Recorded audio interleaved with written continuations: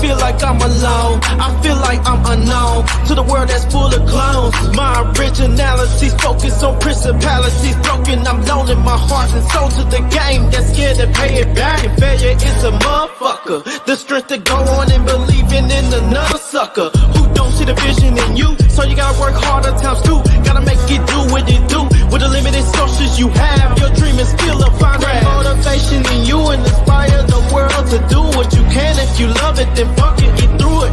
Yeah. Mumble mentality activated. I waited for so long. Get burdens I've outweighed. When you see me in my zone. Man, happy Leo season Wednesday. Yeah, I'm gonna talk my shit because it's Leo season. It's the greatest season of the year. It's everybody's favorite. It's happiest season.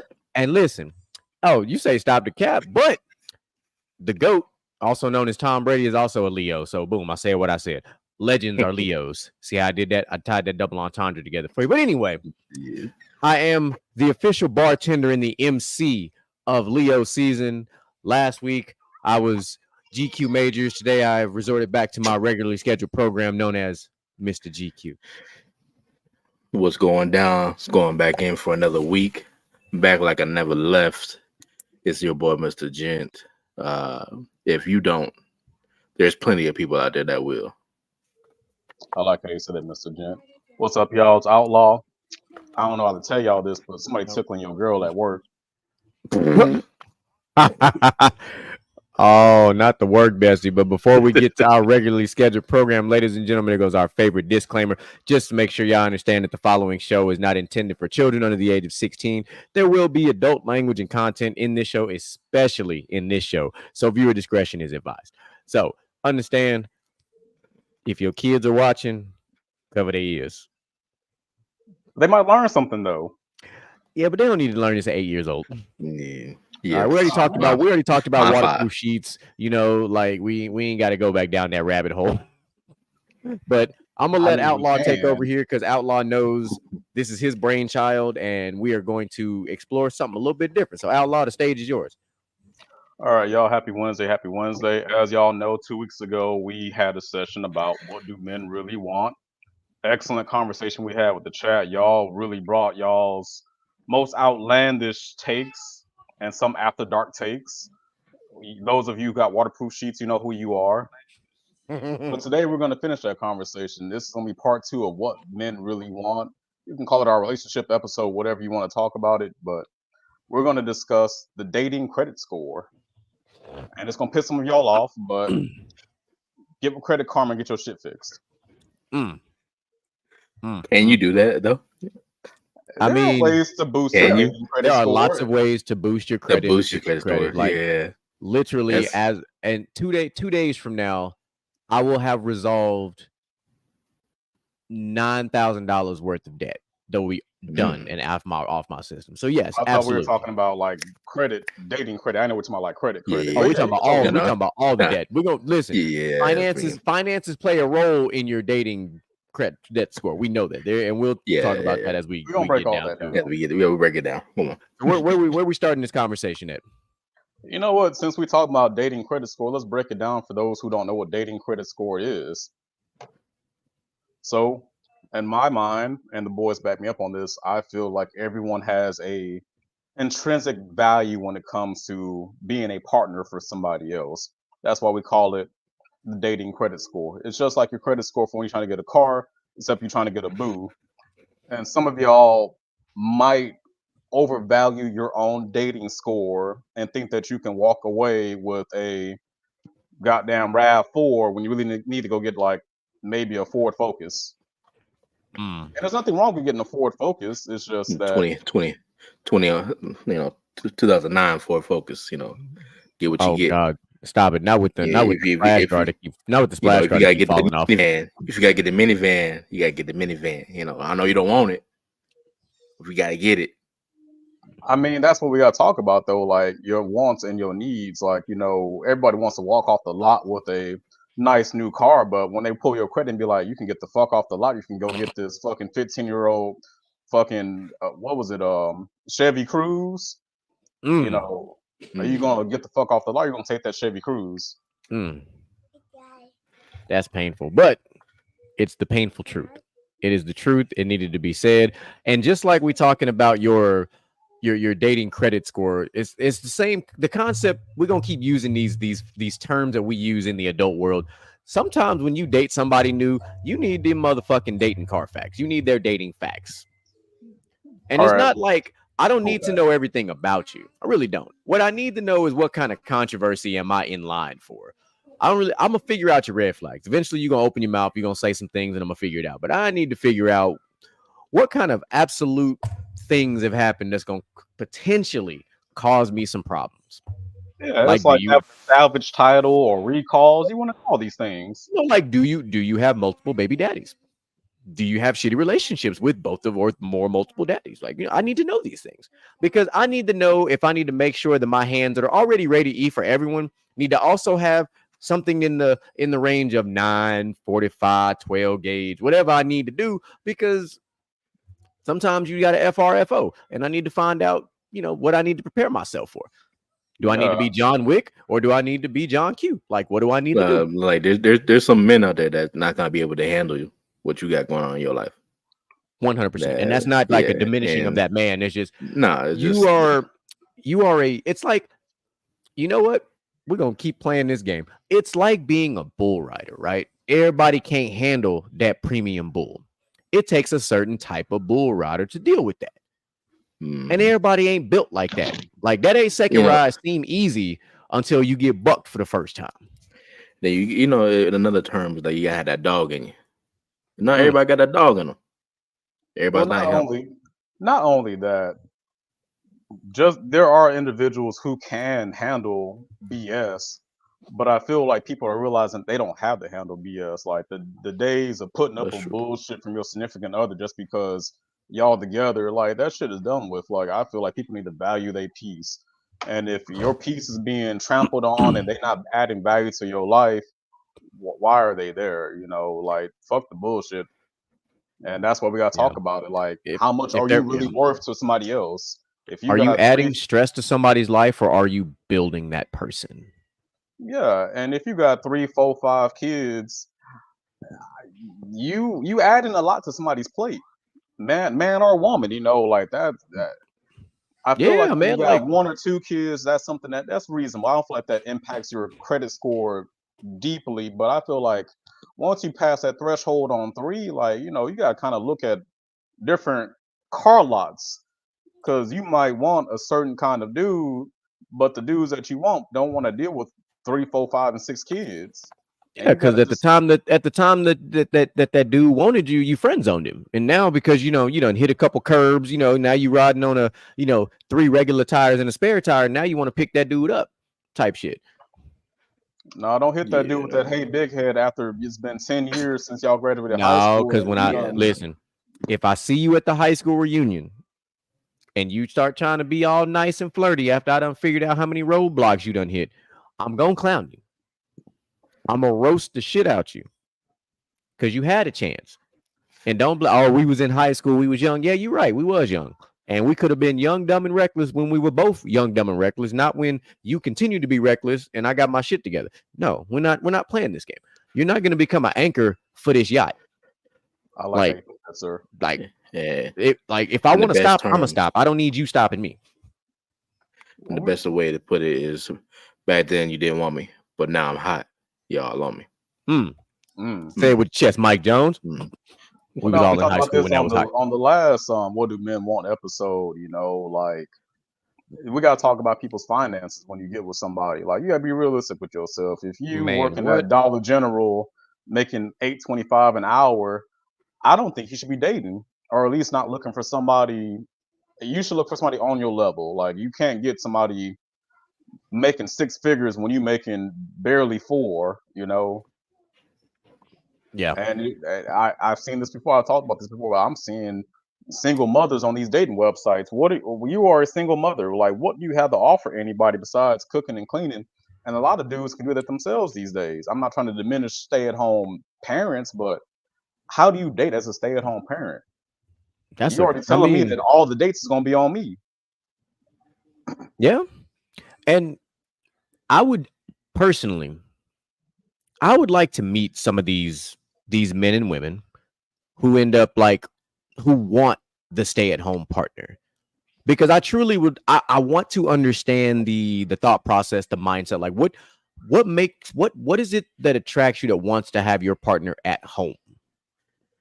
Not like what or is it a power thing? Like, do you feel like you must be the head honcho, or whatever acronyms you want to throw out there? Like, what? Like, there is some situations where, like, obviously you get in a relationship, and let's just say that cat got multiple businesses, and millionaire going on billionaire, and it's like, I don't need you to do nothing but stay at home and manage this, that, and the third. Like, okay, but like we have seen just regular play though. Yeah, like you get stuck being a stay-at-home spouse while your significant other takes care of everything. Yeah, and then but we've seen regular suburban ass people in this scenario that we know. We've seen people that we know that are like making the same money we make yearly, but got a stay-at-home spouse. And I'm like, this shit's crazy to me. So to my perspective of that situation, one, you have a stay-at-home spouse. You have somebody at home that's gonna take care of home, that you can trust to take care of home. And that's all you need. If you can handle your bills, handle all the other stuff, and you want to take care of this person, this is all about how you raise. Some people are raised on, they got a single mother take care of them. And you don't want to see your mama struggle like that, so you don't want to see your wife struggle like that. So you want to make sure that you take care of your wife like you will take care of your mama. So that's how some people your wife ain't your mama. It's true. But and last time I checked, this inflation is a motherfucker. Like, yeah, like making six figures at home. No. Yeah, in this economy, even if you making six figures in this economy, like, bro, this inflation is rough. Like, is rough. So like everything that you would normally do, like, I truly figured out just how bad this inflation was last week. Like when I took just me and my girls, we went to walk-ons for dinner. Mind you, I'm the only person of drinking age with us. $88 for a toddler, a teenager, and me. I had some alligator tacos and 2 margaritas. We had some chips and queso. My toddler had the basic, the basic thing, the chicken tendies in the French fries, and then my other daughter just had like, I don't even know, some kind of sandwich with some fries. But $88 before tip. This is pre-tip. $88 fucking dollars. I'm like, bro, what? Yeah. Like, there's no way. Like, everything is that much more expensive. So you think I want to have a stay-at-home spouse, knowing how expensive something like that will be? And if you got more than 2 kids, you think I want to go out by myself with 4 or 5 kids? That $88 to go and double that. And we not going. If you got that many kids, we not going out nowhere. What I am going to do is go to Joe V's and go buy that damn $20 meat pack, and I'm gonna fire up this grill. No, that's literally how it ends up being. Because sometimes you sit there and look at how many kids you actually producing and how much money you actually making. You try to do the math, and the math ain't mathing at the end of the day. Kids add to your debt to income ratio. Exactly, and each kid puts you in debt. I feel like that goes on your dating credit score. I agree, and it should show up on your dating facts. Like, I don't, and I'm okay with, and I don't know how you feel about this, Outlaw, or even you, Mr. Gent, but like if you go on a first date, I would be content if you didn't tell me about your kids, but they got to come up before we start getting serious. Sometimes, it's the first date. We don't know each other. We don't need to know the ins and outs of all of our business. Now, I am going to throw this caveat out there because fuck all that. If you got 1 kid or 2, if you got 2 or less kids, I can get down with it. You got a whole fucking starting NBA 5, we got to have a real conversation. Yeah. Because I might just go ahead and say, at that point, I might just go ahead and say, check, please. Like, we got to, no. I was going to say, like, there's no conversation. I'm going to ask for my check and you're going to pay for yours and I'm going to pay for mine. Like, my cutoff, not trying to be ugly, but like, if you got more than 2 little kids, we're not going very far. My cutoff is 2. If your kids is grown, that's a different story. But like, if you got 2 little ones my age, that's gonna be a wrap. Because I'm not. No, I can't fit that many car seats in my car, baby. You gotta upgrade that shit. Nah, I ain't trying to Hell upgrade right to the now. no. You know, I upgraded my car when I had my toddler because I had a 2-door car, and I upgraded to a 4-door car. I'm not going to the SUV route after that. Yeah, and I know a lot of people will say like, "Oh, I'm not looking for a daddy for my kids. I'm looking for a daddy for myself." Realistically, if we get together, I still got to be somewhat involved in your kids' lives. So that's like basically being a bonus parent, no matter how you might frame it. Like, it's gonna happen if we get serious, you know. I got a question for y'all. I got a question. Does a body count go on your credit score? Not your. I wouldn't put it on the credit. I'd put it on your dating facts, but it's not very important. I feel like I gotta because you have to. How do I word this the way I need to word this? Like, I'm the type of person where I'm like, if you don't tell me your body count, I don't give a shit. If you tell me your body count, I'm be like, well, shit. All right, you busy out here in these streets, you know. But like, if your body, but no. But check this out. What if, hypothetically speaking, let's go back to all of us being 23 years old. You talking to a chick and she say her body count is over 20, but she also ain't got no kids in the process. I'm like, well, shit. Either you got the luckiest ovulation cycle in history, or you got all the precautions in place. Like, you know, like because that's a win for me. So here's the thing, right? Because we don't talk about this in 2024 like we did back when we were younger, but it was attractive as shit when a female was a nympho. But what does it mean when a chick is a nympho? She got a high body count. But we was attracted. You learned them tricks that you like so much from somewhere. Yeah, but so we can't sit there and be like, oh, if her body count is over this, I'm not attracted to it. No, my brother, not our generation. The three of us on this panel, absolutely not. Our generation, we was into that type of shit. Like, you wanted a freak. A freak ain't got a 3 or 4 person body count. Sorry. Ain't nobody getting a PhD after 5 classes. I can make it different. There's some freaks out there that's just doing some real nasty stuff to one man, which is crazy, but still. They learned them tricks from somewhere. They learn them tricks. Look, it ain't tricking if you got it. Like, it's coming from somewhere. Now I feel like that's just gonna be on your facts, but it's not gonna. It shouldn't. It varies person by person. Some people think I feel like it'll be a credit score. Some people like a little soft hit on your credit score. You know what? I can go with that. A soft credit hit that don't affect your credit negatively. Yeah, I can live with that. That seems standard. Because I don't see it. I wouldn't see it as a red flag. Like, me personally. Like, I mean, like, it would have to be, to use the words from Django Unchained, it would have to be a number that would just literally draw my attention. Like, it would have to be some outlandish fucking number. Like, you start giving me triple digits, I'm like, I'm what kind of shit are you into? Like, you're 23. That's a lot. That ratio, though. That's a lot. I'll tell you what's going to impact your credit score: how many relationships and how long they lasted. That's a good one. Because I mean, listen, when you single, if you got 10 relationships and they all lasted 5 months, there's a problem. Yeah, it might be you. But I mean, if you got a high body count and you single, I'm like, well, shit, you doing what single people do? You mingling. Yeah. That's what else? What the fuck else you supposed to do? How else you gonna bust a nut when you single? You're not gonna play with yourself every day. Like, you're not gonna fuck around on the hub every day. You're gonna get out there and want to get some insertion going on. Yeah. I'm just saying, I think to put it, you gotta test drive these cars out here, man. To put it as eloquently as Outlaw put it last week, your genitals have got to meet other genitals. Occasionally, yeah, it's nice. I mean, Hi, how are you doing? Hi, me. This is you. I'm gonna come in. I'm gonna come in here and see if I like it here. Let's see if I like it. See if we can rearrange some furniture real quick. Yeah. This is nice. I feel like test driving is important before you commit to the vehicle, because you don't want to buy the vehicle and then start driving and be like, oh no, I can't do this. Like, this can't be the rest of my life. You know, like, I can't drive you off the lot in my splash guard already dragging. Yeah, nah. Cause you got some out there that's a nice little Honda Civic that can last long. long lasting. Yeah, or maybe I want a Toyota, you know what I'm saying? Reliable as shit for years to come. Like, you know, it just, look, if you can get an Ultima with some paper plates, it's gonna last you a minute. Yeah, you're all right. But they might have some lights on the dash, but they will go off eventually. You get a couple hiccups here once in a while. Plug up a OD reader and clear the codes real quick. You back. Hit one good pothole in Houston, and the lights will shut right off. You right. Now you might have a partial flat in the process, but it'll be worth it because the codes will be gone.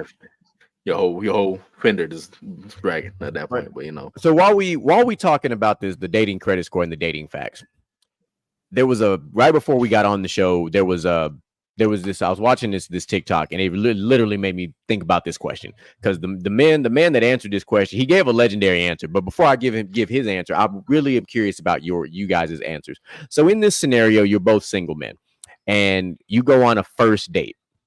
What is, if you have one, what would be your spending limit on the first date? Like an actual dollar figure, if you have one. You might be wanting them to say, fuck it, put it on a credit card type shit. Like, what if you had to put on a first date, y'all met online or y'all met, you know, somewhere else and y'all decided to go on a date? Like, what is your spending limit on date number one? See, I want to say how much I vibe with you. Yeah, I'm gonna say if I'm really feeling you, you know, I'm not gonna say there's no limit, but you know, I won't be watching how much I spend so closely. But like Wendy's, goddamn it. Yeah, I feel like for a first date, be prepared to drop at least 60 on the first place or so. But if y'all feeling each other, we can keep carrying on. I feel like 60 for the first date, that ain't bad. See, like me personally, I tend to go to more personable, you know, interactions as the men that here know, because we had all those, you know, lists of stuff that not to bring you. Not to bring a woman to on the first date, but see, me personally, what I like to do is personable stuff. See your creative style, you know. So like going to a park and going to paint, having some music going, got a little food, you know.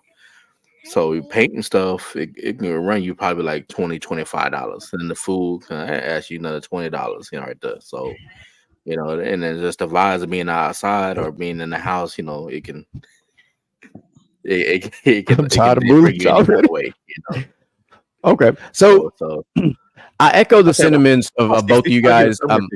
It's a vibe thing. Like I won't put now. I'm not finna break the bank on the first date. Like we're not finna do that. But I'm also not gonna put like a minimum on the date either because it is a vibe thing. But the best dates that I have had in the interesting windows of my life where I've had dates, I guess I might be one of the luckiest men out there because a lot of the dates I've been on, like especially if it involves alcoholic beverages, the women I've been on dates with will literally go drink for drink or round for round, if you will. How if we were out with the fellas, hey, you bought the first round, I got like we were literally going like that.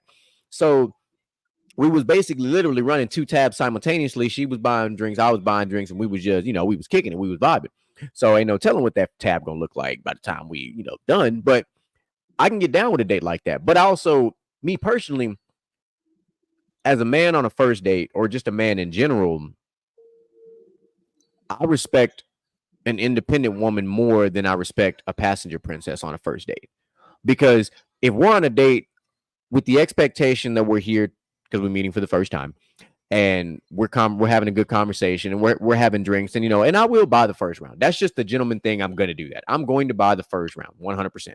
But then when we about, you know, halfway through and she's like, hey, do you want another drink? And I'm like, yeah. And then all of a sudden she ordered drinks. But put it on my tab. I'm like, oh, shit. So that tells you two things. One, that tells you this date's going pretty damn good, first of all, because now she's offering to put her money on the table. She's investing in it. Like, yeah, but we haven't even discussed it. But we haven't discussed finances at all. But we're both running a tab at the same time. So now I'm going to be counting how many times we go round for round. And I have a number in mind, and it's worked every single time. And once we get to the number 5, I know how the night's going to end already. Because if we get to number 5, it's a wrap. Like, go ahead and be Dave Chappelle, pull out the wrap it up box. Like, you know exactly how this motherfucking night's about to end. And that's just how it goes. How do I know this so well? Because I guess, like I said, I must be the luckiest man on earth because I've had quite a few of my dates in my, like I said, my brother knows this very well. Like, I haven't had a lot of gaps of being single. But when I do, it may as well be a fucking cinematic experience because it's fucking insane. So I've been very lucky on these dates. I got another question for y'all boys. I've always been of the mindset that you can't give a man the milk for free and then ask him to buy the cow. I feel like, do you feel compelled to be with a woman if y'all keep getting all the benefits but for free? Interesting question. That's definitely an interesting question. Like, yeah, go ahead. Go ahead. Me,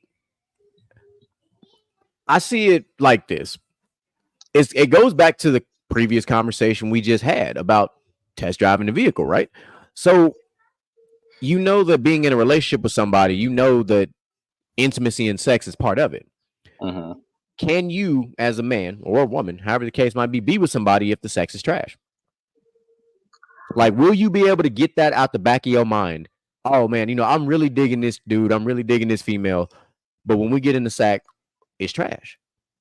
Are you, as the partner that says this, patient enough to teach that person to be better in the sack? Or do you just expect somebody to just basically knock the dust off that shit every single time? Like, what, that's how I view it, because I've never dated somebody who was bad in the sack. Now, I've been with some women that were absolutely terrible at this, but that's a whole nother conversation for another day. See, like, I feel like there's some men out there that aren't teachable. They're not teachable at all. They think they had the best thing running, and there's some female out there saying, their thing is their thing. You get it how you get it. You ain't nothing to teach. Those people are the problem. You can't, at that point, let them go. There's just people out there as teachable that you can teach to be the nastiest mother in this goddamn earth. We love them. We appreciate them. We want more of them. Okay. So when it comes down to being coachable, I love it. You gotta be coachable in all aspects of this life. The workplace, relationships, and in intimate areas. If you become coachable, you can learn. I agree with that, but on the flip side, the uncoachable ones, you got to really ask yourself: could you really ride that same pony for the next, Lord knows how long? Yeah, you can't. You like, you're gonna have some sexual frustrations. Yes, and you're gonna start lashing out on this person, and not even like, man, why am I so upset? Yeah, and then you're gonna go out one time and get drunk, and somebody gonna wax that shit, and you're gonna change the game. So, as the male in this perspective, you, if you are one of them males that Mr. Gent was referring to that aren't coachable, that means you're bad at listening to your partner. And I don't mean listening to them talk. I mean listening to their body. To that body language. A woman's listen. Let's peel back this curtain. Let's put the world on game. A woman's body is going to tell you everything you need to know based on what you do. A woman's body is literally like Newton's third law. It's equal and opposite reactions. What you do is what you going to know. If you do something the right way, you're going to hear certain sound effects. You just are. Like my favorite. Like, but then here's what when you really know, it's not the sound effects, it's the bodily actions. Does that hand go on the back of your head and hold you down for you to get no air? Do you start wearing thighs as earmuffs? Do you start getting bit, scratched, whatever the case? Like, do you incite those animal urges from the woman? Because that's what they all are. They're all animal urges. Think about it. Getting scratched and bitten is something that animals do to other animals because they don't talk. This man, he became a goddamn zoologist. Like, no, think about it. We've all watched Animal Planet. When you see lions, right? Even Lion King, how do they play with each other? They fucking bite each other. So guess what? If you, as the male in this scenario, can make that woman start to bite and scratch and do all the things with their limbs, you're listening to her body. If you just go in there like a jackrabbit and just try to think you finna hit it as hard as you can and that shit gonna make something happen, that's gonna be a one and done scenario. Well, you're not listening. To tie my point to yours, brothers, even the ones who are not blessed will say, y'all can still make it do what it do. You just gotta know what you gotta use the tools that you were gifted with. You know, there's this thing where they say that, you know, that in high school the boys are better at geometry than the women. Guess what? You better learn your angles. Yeah, you got to. You gotta learn to put a pillow certain areas or something. You know, it ain't always about going in straight. Sometimes you need to, you know, turn that left cheek just a little bit. You know, put one of them legs on your shoulder. Like there's a lot of things you can do. There's one thing that men have a problem with. When they say harder, that does not mean faster. That doesn't mean faster. If they mean harder, that means hit that shit as hard as you can. Don't mean faster. Don't pick up the speed and start going faster. Jackrabbit, nah, don't do that. Go deep in there. Feel it. So what you saying, my brother, is start using them hips. Yeah, but if you ain't a gym bro, you might not know how to maximize what we call time under tension. Get in there. Get in there. Go ahead and get to the gym. Learn how to do that. You got to get in there and learn how to maximize that squeeze. Yeah. I'll say this: learn how to do some goddamn planks and push-ups. Once you get that core strength and that upper arm strength, you'll be able to do what you need to do. And listen, fellas, I'm gonna tell you from experience, because I know this. Don't be afraid to go to the gym and use the goddamn hip thrust. Yeah, don't be that. Don't be that dude. Put the weights on it and do that hip thrust machine. Especially do it twice a week.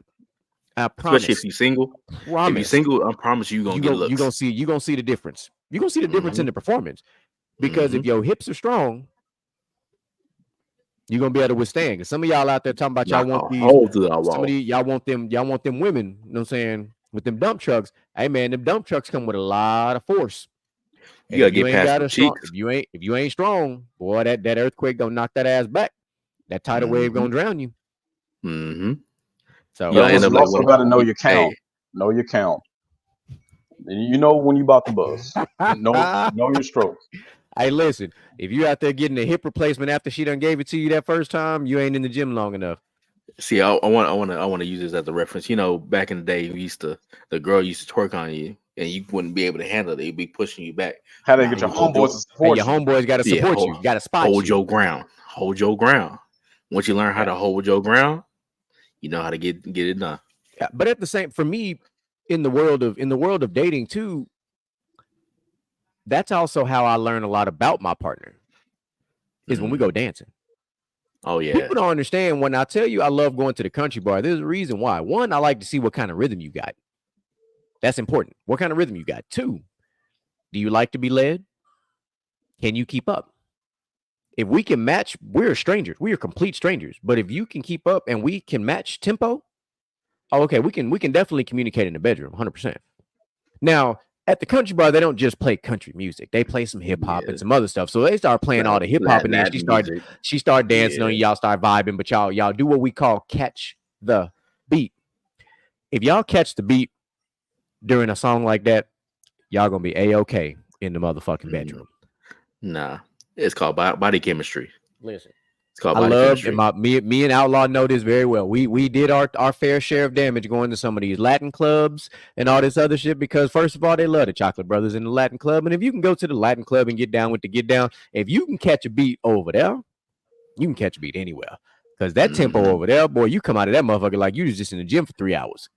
Boy, that's a workout. Man knows how to do merengue, bachata, man. I'm trying to tell you, man. I'm telling you, you don't skip leg day. Don't skip leg day because your legs are definitely gonna be feeling that. And wear comfortable shoes. Or them dogs gonna be barking.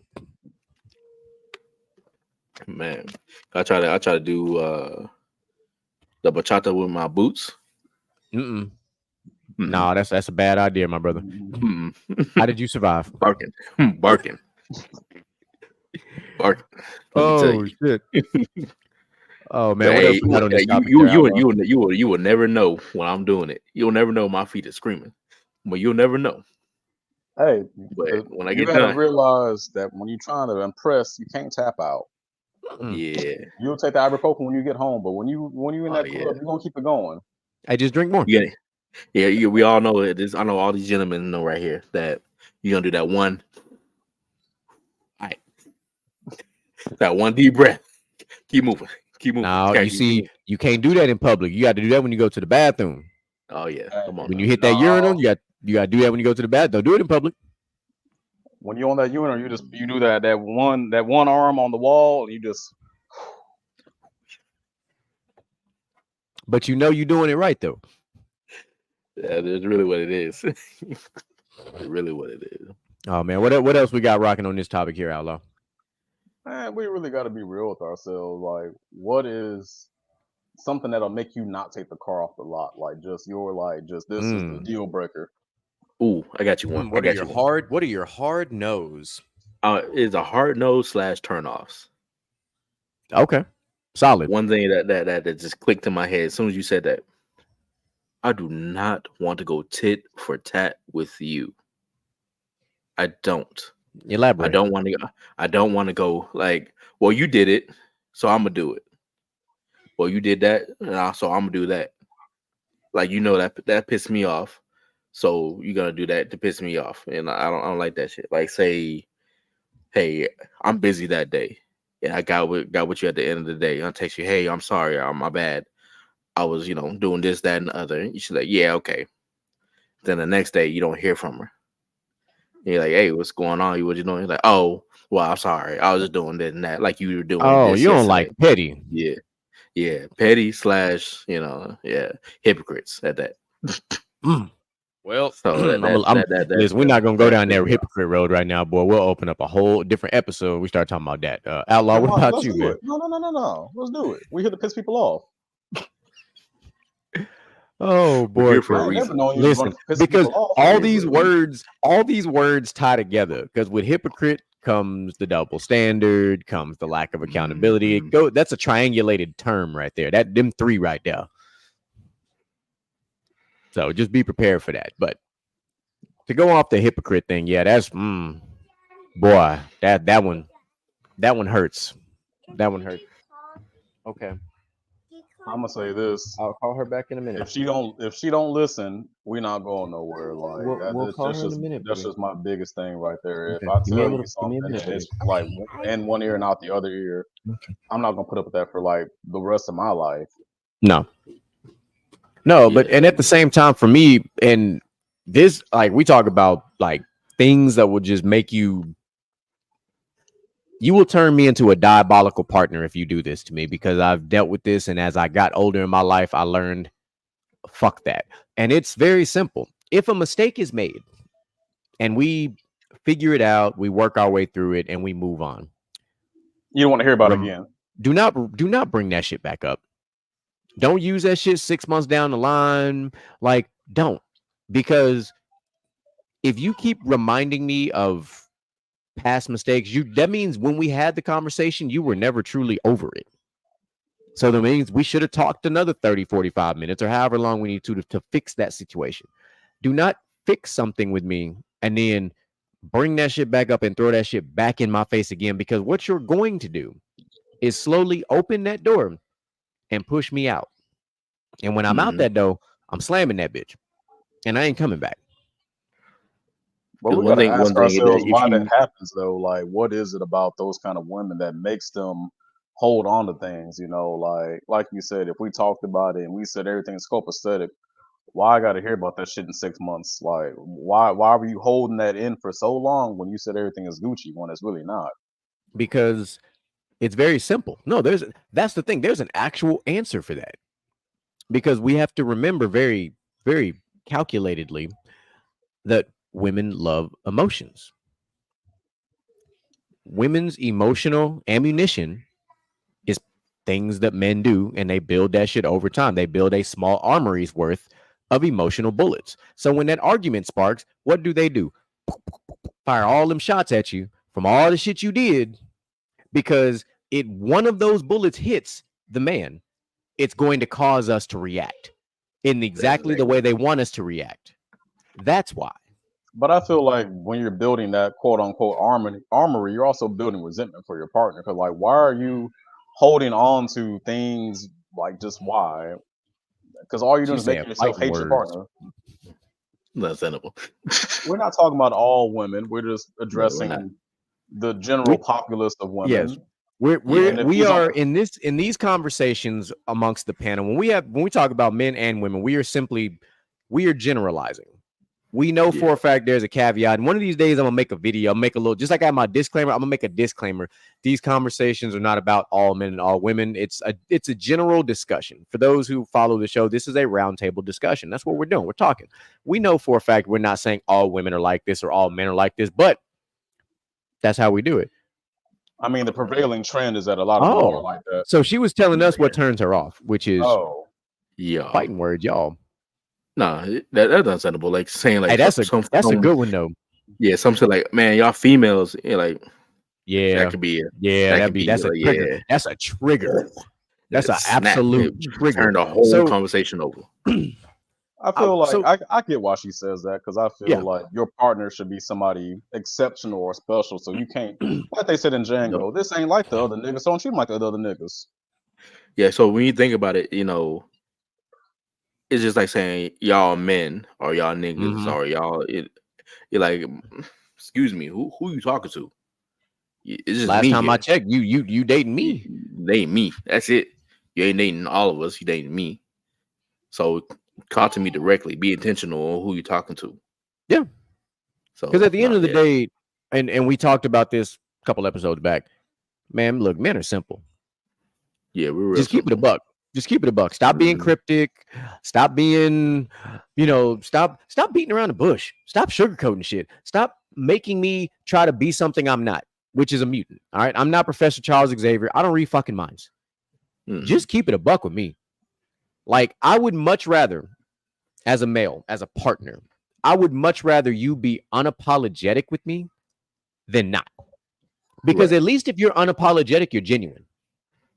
Exactly. Because I will respect you more, especially if we first meet and you are unapologetic. I'm like, you know what? Then that tells me I know exactly what the fuck I'm in for. If we ever get into some kind of a scuffle, I know what I'm finna get. But it's gonna be real. Now it's gonna lead to some phenomenal makeup sex too, but that's neither here nor there. But I also feel like, it makes you into progress though. Now it goes into progress when it comes down to like if you don't have those hard conversations, you're not going to progress in your relationship.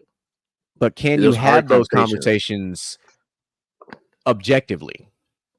You have to. In a successful relationship, you have to. If you want the relationship to work, you're going to put in work. You have to. You have to. I accept that, and I still love you for saying that, and keep moving forward. Yeah, you can't avoid the hard conversations because you'll never grow, But I also feel like your partner needs to learn how to tailor their message to where you understand it. Everybody has different love languages. Everybody has different understanding languages, and just because they always direct don't mean it's going to always resonate with you. Your partner needs to understand how to talk to you in a way that's going to be conducive to having a good conversation. If your partner is always direct and shooting from the hip, that's cool at first, but one of these days you might not want to hear it like that. Yeah, because there's something called an apology language as well. That some people be like, you have to apologize a certain way for them to hear it. If you don't apologize in that way, then they're not gonna take it as genuine. They're like, well, I'm sorry that you feel that way. So just because I feel that way, you sorry that I feel that way? Wow, they're putting it back on that's you. Crazy. Apologizing for their actions. Yeah, but you don't, acknowledge that you saying, I'm sorry I did that to you. I'm sorry that I made you feel that way, and I acknowledge that I felt that I made you feel that way, and I'm going to change. So that's definitely a different, genre of even a love language. There's certain love languages and genre. I had somebody make it up to me for something that they did, and like it took me a while to accept their apology, not because it was bad, but because ain't nobody ever said sorry to me and really changed what they did wrong. Like at 33 years old, I'm just like, damn, you really meant that you were sorry? Like I got to process this. Right. Then because you're like, oh, I'm sorry. Okay. Yeah, but how do you make amends once you're sorry? Exactly. Like, are you actually making the effort to change, or did you actually feel that you are upset? Are you acknowledging that you did something wrong, or are you just saying sorry? A lot of people to say, saying sorry, like, oh, I sneezed, sorry, my bad. But are you actually sorry for, like, I sneezed on you, I sneezed in your face. That's Oh, fighting no, words. yeah, if you sneeze on me, we have a like when my toddler sneezes on me, I'll be ready to fight. Like, and that's my deep part of my DNA. And if she sneezes on me, I'm like, bro, are you got to be shitting me right now? But I also That's feel one like of when it comes to apologizing, you also got to understand that there are some people who are sneaky and they will modify their behavior that offended you. And when you get comfortable again, they're going to go right back to their bullshit. Or they just find a much more nefarious way to, do what they was doing the first go round. Yeah. Yeah. They don't get caught the same time twice. No. I mean, they always those who really put forth the effort to wear the nefarious hat. But if you will can put find that much different effort ways. into being nefarious, you could put a lot more energy into your relationship. Like, Yes. that's why I don't understand people who cheat, because it's like you wasting energy entertaining your partner and Lord knows how many other partners. Like you only taking away from your relationship. Because you're giving the pieces of yourself to different areas. You're different. And I don't understand how polyamory couples work, because you giving parts of yourself to other people, even if it's more of a, what is the word that they use these days? God, there's a word for like polyamory couples, ethical non-monogamy or whatever the hell you want to call it these days. Yes. All that. Even if you're doing it ethically and asking your partner for permission to go out there and entertain others. How do you, in the world we live in, how do you ethically be in a relationship with multiple people when we know marriage is typically one partner group, like one and one? But yet, I'm not even going to use the whole like man woman thing. One partner group. I'm gonna say it like that. One partner group. Not. But you have to realize in this day and age that we don't have that people that actually want to get married. That traditional stuff. I'm gonna say. Oh, we know. Trust me. We gonna get there. Don't worry. We have a whole segment for that. Don't you worry, my friend. I got you. But now I'm gonna go ahead and say this about polyamory, ethical non-monogamy, whatever you want to call it. I feel like those are just people who can't commit.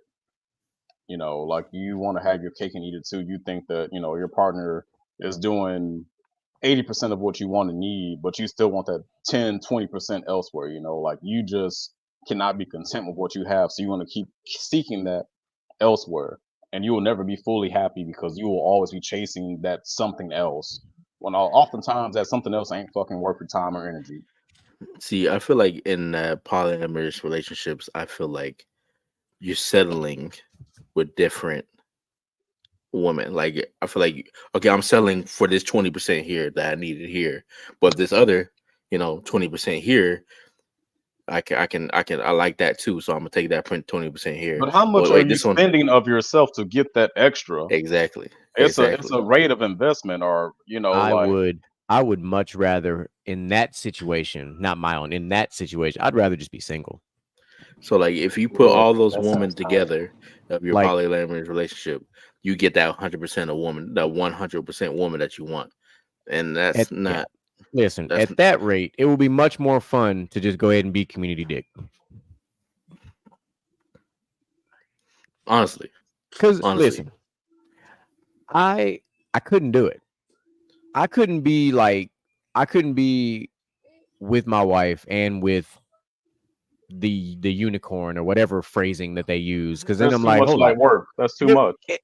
That one, and listen, I already work a stressful job as it is, and you think I want to come home, and then we're not even talking about like if they start synchronizing on their cycles, or if one's on their cycle for 2 weeks and the other one is on their cycle, like there's too much going on in that scenario that I'm not trying to get down with. Like, not only that, my brother, but I'm gonna say this too, man. Like, what was I gonna say? It just went away for a second. I feel like I got it now. Trying to open up your relationship is not gonna save your relationship. Y'all hit a rough and think, oh, let's go see other people, but still be together. No, baby, just go see a therapist, or just be done with each other. But like, just go see other people, and when you come back, I won't be here. Yeah, honestly, that's kind of how it goes. Yeah, like because when we go see other people, you're given again less of your self to your partner. Like you're giving, like you go to that person, you give whatever you give to that person when you could be just giving it to your partner. When you could have that having hard conversations with your partner to fix the problem that you're having in your relationship, instead of going to somebody else that you feel like it's gonna be cool for a little bit. Y'all talk for a little while, it's cool, pussy good, but then next thing you know, they start doing something that you don't like too. Now you're like, well, dang, fuck, I fucked this up, and I fucked my relationship up too. So now you got two fucked up situations. The grass ain't always greener, but honestly, I'm gonna say it like this: like that's too much grass. That's too much grass to tend to. That's 10 acres of grass to cut. That's a lot of grass to cut. I ain't got enough goats for that. If you having issues and your partner says let's open it up, they're basically saying I don't care about fixing this. I just feel like getting my nut off with somebody else, and they're okay with they're okay with your relationship falling apart. Yeah. Easiest way to put that into a very simple perspective. But it all comes down to this, really. If you really take it down to the surface, the very, like, the foundation of it. Tradition is dead. It's sad to say that. It's not sad. You know why it's not sad? We've allowed it to happen. Like as a society. And I'm gonna keep it at American society, because you go to the other side of the globe and tradition still exists. In North America, we're in the 50 states and 4 territories, tradition is done. It is, because we've gone so many different directions on the compass that not only do we have the 8 typical directions that we learned in school, they've added a whole nother 4. We got directions that don't even fucking exist, but they exist now because we've allowed this to happen the way that it happened. So tradition is so far gone that, you know what? Let me cue this up. Let's do this. Let's do it like this. I have a much better way for us to do this. We're gonna watch. Just watch.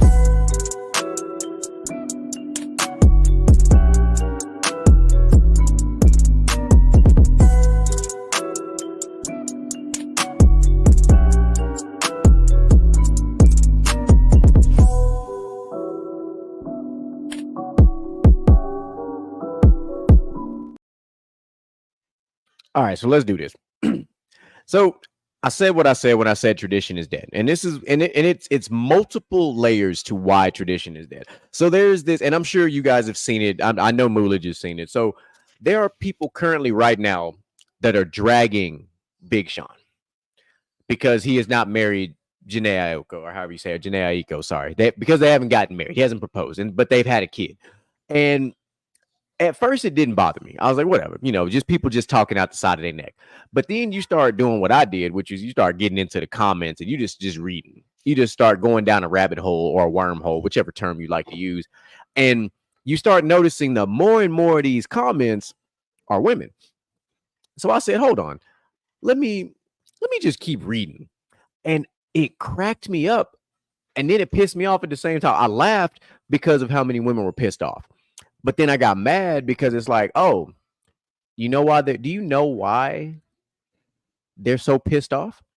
Because there's becoming a shift in power, a shift in leverage. That's what it is. Here's the problem that everybody needs to understand. Since the dawn of time, since we have created the court system in America, right? Women have always had the advantage when it comes to divorce. Unless you are a male who is extremely well off, right? And even in those cases, sometimes that shit don't work out. The divorce system and the child support system, which is a state system anyway, are catered and it's set up for the women to be the ones who end up winning in the end. It's been that way. We've seen this. It got worse with our generation because now it's like, oh, because we all saw this and we as men were like, that's kind of fucked up. We're like, oh, go ahead, girl. You done secured the bag. Like, what the fuck? So getting married means you secured the bag. Not that you've set your life up for success. Not that you found a partner to be happy and build a kingdom with. No, fuck all that. You secured the bag. The fuck? So what you're saying is I'm not even gonna call you a gold digger. We're not even gonna play that game. But what you are saying though is when you say something like you secured the bag, that means that you are planning at some point for this marriage not to work. You basically view a marriage as a life insurance policy. Let's put an extreme on it, because what has to happen for a life insurance policy to pay out? Someone has to die. How do you secure the bag when you get married with somebody? A divorce has to happen.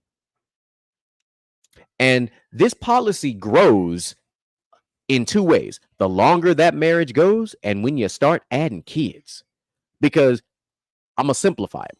The longer the marriage goes, the more you build, which means you start building property. You potentially build up a business. You start doing all this shit. Then you start adding kids to the fold. And now you know for a fact with each kid is an 18-year payment minimum.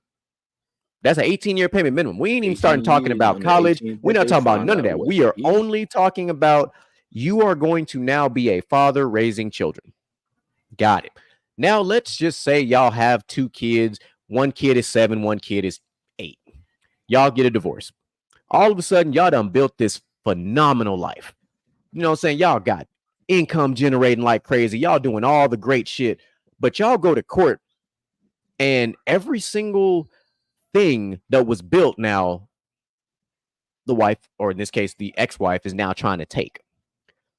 So even if you have how we go back, if you know anything about this segment, I'm always going to do the full circle thing here. So check this out. Going back to the very beginning of this conversation, when we talked about the stay-at-home spouses, why is it in a situation that a stay-at-home spouse can get with a millionaire or a billionaire for that case, then all of a sudden they build something, but not so much that was they built something so big that it's bigger than what the person had when they came together, that when y'all get a divorce, you trying to take half. In what world are you entitled to half? You're not. In what world is when y'all get a divorce, all of a sudden the father not the right parent to raise the kids? Obviously, if the father is the millionaire or the billionaire in this case, he clearly has the means to help raise those children. He can probably afford the nannies or whatever he needs to do while he goes to work, and then he comes home and he's with the kids, or he can afford to put them in daycare or private school or all that type of shit like that. So clearly, the one with the bag is the better parent. So I've always thought like this as I got older in life. When it comes to a divorce, right? A divorce, specifically a divorce, there should not be a custody battle. It should be 50-50 for the first year. The first year of divorce, it should be 50-50. At the end of that first year, y'all go back to court. You show up with your financial records. You show up with all your stuff. And that judge needs to be looking at both of these situations and be like, all right, what has happened in the you two separated? Who is the better fit to actually raise these kids? Who's been doing this, and this? Who's providing this? Who has the most stability? Because we had this episode a year ago. You must 100%, the parent that can provide the most stability for the child or children should be the primary parent. Doesn't matter if it's the mother or the father. The parent that provides the most stability. Period. Because the last thing you want to do is raise children in an unstable home. That's just not how we want to do that. That's not how children should be raised. Because if you raise children in an unstable home, they become unstable children. And then those are the same kids that become 10, 11, 12, 13, 14 with ADD, ADHD, anxiety, and depression. Because they were raised in instability. I didn't say anything about low income. There's nothing wrong with being raised in a low income environment. You're taught how to survive in a low income world. You actually become a better adult when you're raised in a poor environment. Because when you start making money, you understand what it was to not have money. So I had a serious problem with all these women who were just like, oh, he's scared of marriage because of this, and this. You fucking right. If I was a male in this world and I was a millionaire and I wasn't married, I'd be fucking terrified of marriage. You fucking right, I would. Because that means that there are literally women out there throwing fishing poles, trying to catch people, motherfuckers on bait and shit, so that they can get married, divorce them, secure the bag, and live a lifestyle off of somebody else. First of all, I'm not your fucking bank. I mean, you see that even with people who ain't millionaires, like plenty of military dudes, they tell y'all, hey man, you are walking a walking check. You know, all these benefits and everything. Like a lot of young military dudes will bust up somebody who's a waitress at Buffalo Wild Wings and be stuck with their asses. Damn. You on deployment? Accurate. She getting children deployed in her by niggas who on base with you. Jody. Yeah. So I'm gonna comment on the whole custody thing due to the fact of me having my daughter. My daughter came back Saturday for spending the summer with her mother. Was she trying to keep her? Yes. But to me, as a father, I know I'm more stable and I can give her the resources that she needs to be able to be successful right now compared to her mother. Her mother's going through a rough time, and I'm going to, she's getting her life together, and it's okay. I'm gonna let you get your life together, and when you're ready, let me know. But right now, I got this. As a father, I got this. She's good. She's good here. So I do my role as her father, as her parental figure, to make sure that she's good, make sure has everything she needs for school, make sure she has everything, emotionally available, make sure she's good, And that's why I feel like, me and her going through this divorce, and it's like, yes, I can take care of my daughter. And I know you can take care of her. You can do what you need to do, if we have to. But at the end of the day, I know she's more stable here with me than she would be with you at the moment. I'm not saying you won't get there, but I'm saying at the moment she's more stable here with me. She doesn't have to worry about, what we're gonna eat today or anything like that, lunch money, nothing like that. She's not eating noodles every day, she's not eating chicken nuggets and fries every day. We're gonna get a balanced, diet, balanced mental state, that will get her, that security, make her feel safe. And that's what we have with our kids. That's one thing about our, being dads here. We're all dads on this panel right now, that we want our kids to feel safe. And we all have that ability to do that, because we love our kids. We give them love when they need a love, If they need a spanking, they need a spanking, We discipline. We have the hardest roles here. We discipline. We're not the fun dads here. We're not saying, oh, well, let them get scot-free. No, we all discipline our kids here. We're tough love over here. We gotta teach them hard lessons, and it is what it is. But it makes them better as we go through. Yeah, to your point, Mr. Gent, man, being a single dad, like, it ain't glamorous. I do love it, but it ain't glamorous. And I feel like as a man, we're not geared towards being emotional creatures already. And then getting blessed with a daughter, it's like God was like, hey, bro, I know that you're emotionally stunted, but now you have this child who's going to need you to be your emotionally available best version of yourself. So it's a lot that you got to learn as a dad, especially as a girl dad. Mm-hmm. That's a girl dad is a whole other task. Being a girl dad is the craziest thing in the world. I'll say that. But let me say this to y'all point though, because a lot of people will see. I'm like Mel. See, Mel's. I'm a fun dad and a don't fuck with me dad. Like that's exactly me. We're gonna have fun. We're gonna have fun, but it's time to be serious at the same time. I think what people are missing, right, especially the women in that comment thread, I think what they're missing about the whole marriage thing, right, because he said that there's still work to do, which is the reason why they haven't gotten married yet. But I think what a lot of people are missing about that subject of marriage is hard. Like, regardless of the fact of how people believe it, having kids is easy. All right, you stick your dick in some, you feel me? You know what I'm saying? Things go explode and boom, 9 months later, you have a kid. All right. And the thing about having a kid and not being married is if shit don't work out, you don't got to deal with the person, right? You can co-parent. There's ways to where you can have shit set up at the sheriff's office, the courthouse, to where you guys have to have minimal contact, talk, whatever the fuck the case may be. Trust me, I've been through plenty of custody battles with all my homies and all the shit like that. And I've seen every single way that parents don't have to deal with each other, but can still raise their kids in a semi-healthy environment, right? But with marriage, it's different. You have to be able to know a person in and out, deal with their bad shit, deal with their good shit, while dealing with kids, while working, while doing this, while doing that. Like, this shit is a fucking full-time goddamn job plus overtime.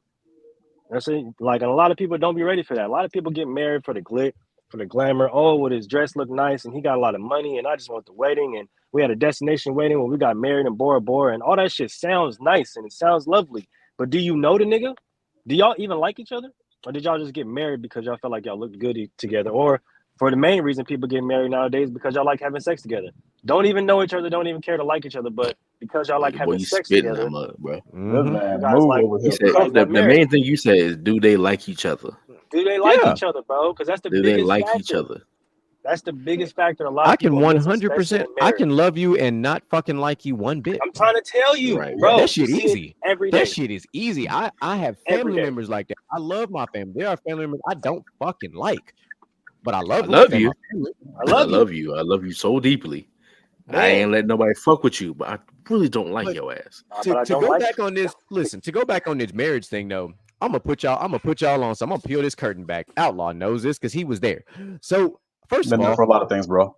My wedding to my wife was less than $200, and I got married in an outdoor environment next to a waterfall in an awning. Come on Valentine's Day. Come on. Because here's the way I view weddings. Weddings are a fucking overpriced fucking party. And if you know me, I would much rather get married at a small ass church and take all that money we was gonna spend on that wedding and throw a fucking party in my house. Throw a fucking party. Let's get wild. Listen, when my mother and my other dad got together and got married, I bartended the fucking wedding reception at their house in their backyard. It goes exactly to what Moose said. When you like and you love somebody, you don't need that overpriced $20,000, $40,000, $50,000, $100,000 wedding. Fuck no. You both understand we ain't trying to spend all that goddamn money in the first place. Like, let's take that same money we was gonna spend on that wedding and let's go on a trip, or let's go buy some property. Let's do something that's gonna give us return on investment. There's no return on investment in an extravagant ass wedding. Oh, you got a bunch of cool ass pictures for the gram and all this other shit. I don't give a fuck about that. I was gonna say, like, who is the wedding really for? Is it for the people getting married, or is it just to show out for everybody else? For the gram. Like this man right here. Yeah. They don't want the wedding. To preface this, right? When we had this conversation, I want to make sure people understand we are only talking about American weddings, because I'm gonna tell you right now, them motherfucking Indian weddings are some of the most beautiful things you will ever see. But there's levels to that shit. Them motherfuckers also don't get divorced. Like, that's different. When I spent some time in Afghanistan, listen, I'm gonna give y'all another story about my other profession, right? There's a street called Blair. We nicknamed it Hollywood. It looked like Vegas. Here's how you knew.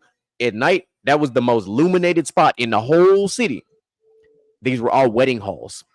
The minimum price for these wedding halls was $20,000 minimum. And how did you know that? As you drove down Blair, the buildings got bigger, to where you could get married in a venue that was the size of fucking George R. Brown or the size of NRG.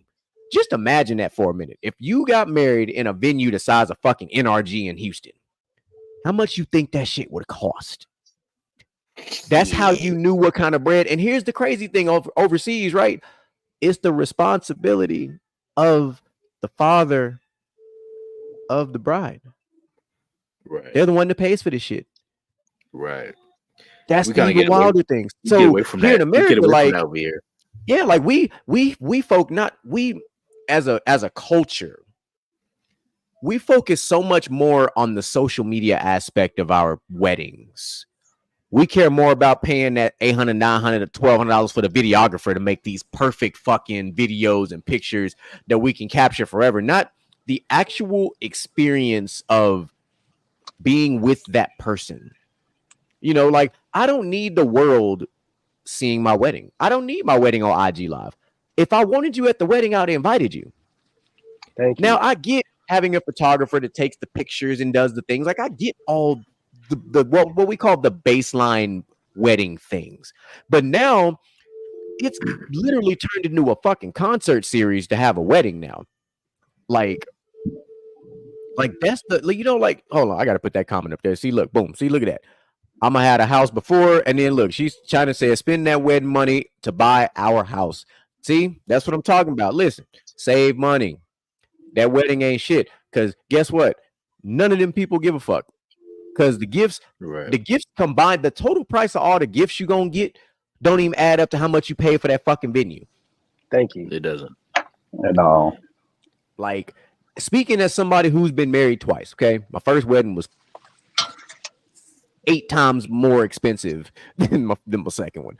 Like, it was far more expensive, and it was by the water. It was a whole fucking thing. It was nice, but it was yes, you were there for both. You were a groomsman for the first one, and you were there in, for the second one. It was great. I'll definitely say this. You looked a lot happier at your second. I'm not trying to glaze up your wife. I'm just saying, like, you looked a hell of a lot happier and at ease doing it the second time. I mean, I'm just, fuck it. It is what it is. Like, it is what it is. You said pull the curtain back. I'm laughing. Listen, when I tell you that, listen, I'm laughing for good reason. All right. I'm not going to talk about it on the air right now because I don't believe in free clout. But he's not wrong. But there's levels to this. It's a deeper story. It is a very delicate, intimate situation. But hey, look. Thank you, Mel. We'll get right on the second one. Yeah. Everybody gets one. All the pictures and videos and the TikToks from my second wedding, I made the TikToks. I just took the pictures that everybody took, and I made the shit. And you know what I used? I used Jagged Edge Meet Me at the Altar and made a fucking TikTok out of it. It was fucking great. I didn't pay a videographer for that. Social media. Can I say one thing about this, about the videographer and how, people view it? A lot of people want to view, a lot of women want to have that videographer to catch those intimate moments or those special moments. You're like, oh, well, I want our kids to see how in love we are, But at the same time, just show it in your household. Show how much you love that other person inside your household. But I'm gonna add some spice to that, man. These people paying for these expensive ass pictures and videos and shit from their weddings. How often you gonna look at that shit? How often you really gonna look back on that shit? Like, and then some people don't look back into the shit till it's ending, till it's over. You're like, oh man, we were so happy then. What happened? No, I don't want to do that. Let me add on to that one. Hold on, wait a minute. Let me add on to that one real quick. Go ahead, brother. Because look, check this out. If I spend hella money on this goddamn wedding, and I'm just talking here as a guest, I ain't even gonna lie to you, I'm not talking about the groom or nothing. But if I spend hella money to come to your goddamn wedding, ain't no breaking up. You niggas better work that shit out, because I spent $15,000 to get over into this motherfucker. If I'm a groomsman, I spend $1,000 on this damn suit. I swear to God. Come on. I didn't spend $1,000 on this suit. I'm shoes cost about $1,500. My cufflinks was about $800, and I didn't spend 12 bands on this goddamn flight there and back. Y'all niggas is staying together. I don't care. No, I'm gonna say this to echo, off of y'all. If I'm a groomsman and I spend some money on y'all wedding to go there, we better have a conversation before you even had this wedding. Like, hey, brother, you sure you want to do this? Are you dead ass? Like, are you really want to do this? Because your friends, whether it's your bridesmaids or your groomsmen, they're gonna be like, hey, look, are you sure about this? I did that to my homie Dub. I did that to my homie Dub. I flew all the way to Jamaica for this nigga wedding. I sat that nigga down, asked him, bro, hey, ain't no going back, nigga. Is you sure? Like, you better be positive, my nigga, because I spent about 5 bands just to be out here, dog. Like, nigga, ain't no going back. You better be in love. Turning around. You better be in love. Okay? Now she better be V1, nigga, because I'm, bro, if I gotta come to a divorce party, me and you were fighting, okay? Yeah, I'm gonna drink with you. I'm gonna drink with you, but at the same time, you better be, Yeah, better work this out. I feel like being in love ain't the end all be all, because that shit changes. Like, I know that there'll be people out there like, oh no, this is the one, I'm gonna love them forever. You might be with your partner for X amount of years, and there'll be times when you can't stand that motherfucker. Love comes and goes. That is totally fucking normal. What's important is like, damn, I want to get back to having that feeling with that somebody. That's the important part. Like, you had to realize you had to be best friend with your significant others. Like, yeah, sometimes you get bump hands with your best friend, but at the end of the day, you can't live without that person. Yeah, motherfuckers give they best friends more chances than their significant others sometimes. No, for real. Your best friend can stab you in your back 2-3 times. And you're like, you know what? we've been friends for 20 years now, so I guess you got one more time, and we're not gonna be friends. But at the same time, the husband and wife can fuck up one time, and that's it. You're done. We're over. It's it. Not you trying to put in some work so you can change or have that again difficult conversations to where you can end up fixing your relationship. You end up progressing. I feel like people need to ask themselves, just because you want to get married, why should somebody marry you? Be real with yourself. Like, am I marriage material? Are you marriage material? Look at the man in the mirror, in the words of Michael Jackson. Are you willing to make that change? Some people really do need to figure that part out, because some of y'all out here ain't worth the ring. Like, you out here saying, you don't want a man if they're not gonna spend no less than 6 figures on a ring. Well, what makes you valuable enough for me to put a 6-figure ring on your finger? See, I hate a woman that do that. The way I view it is, if I'm buying you a 6-figure ring, you better be giving me like million dollar type love. Come on. That's an investment. So if I'm investing 6 figures into this ring, then you better be investing 7 figures worth of your all into this fucking marriage, because that's the way I'm going to view it. If you're going to make me break a piece of the bank, then you better go ahead and leave a piece of that heart in this whole thing. And I better always get 100 from you, because I just don't listen. I wear nothing but silicone wedding bands that I bought off of Amazon, and I switch colors. I wear silicone wedding bands to match my outfit. Yeah, come on. Stylish. Now, do I have a normal wedding band? I don't got that basic silver and gold one. I ain't gonna lie, I did get kind of fancy because I got a black one with the bat symbol on the inside of it. I do have one of those, but that's for special occasions. Yeah. On a regular ass day, that's an anniversary breakout. Listen, my wife has a silicone band, and it's a triple layered. It's a set of flowers. It's red, it's pink, it's green, and it stacks. And it's a silicone band. It's the dopest shit I've ever seen, and that's why I bought it for. Like, I don't believe in spending that kind of money on shit like that, on a piece of jewelry. Like, I don't. Why? Why that part? And maybe I'm saying that because I'm not. Maybe it's because I'm not a woman. I don't understand it. Maybe that's why. Because if I don't want you spending that much money on something that, first of all, if it's 6 figures, I ain't wearing it.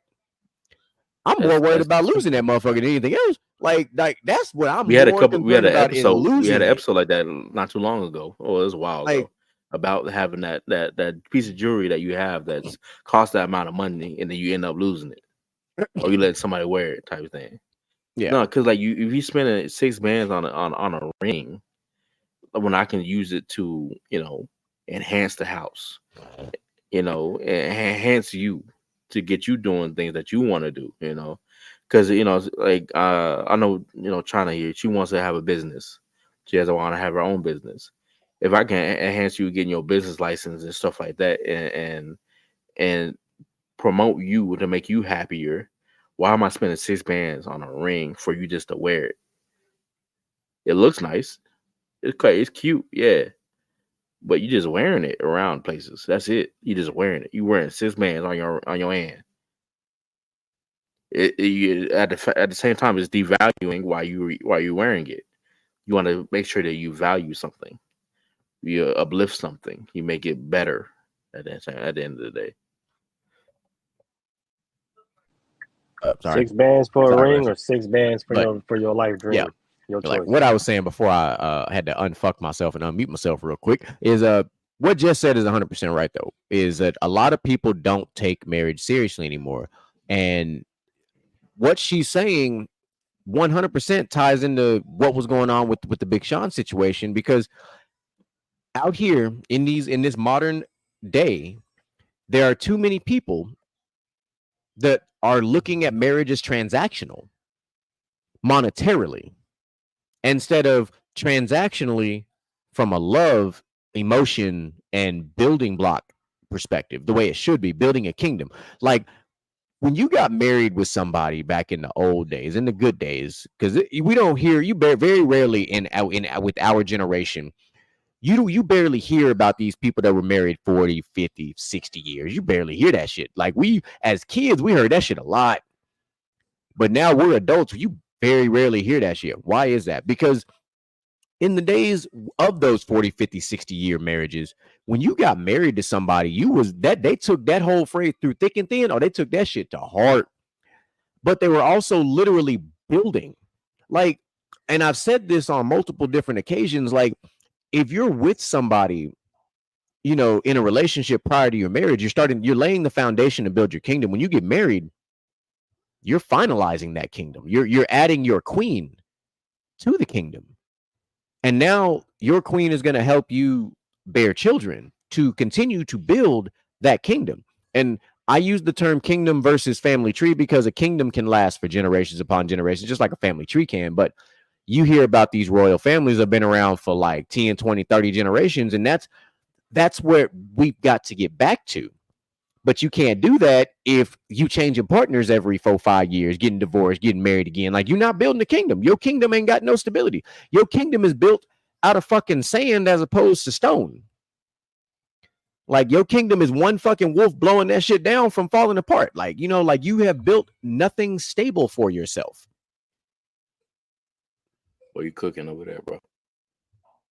You cooking for real? Can't build if you ain't got the foundation to start. Let me send that. Hold on, I'm taking care of something. All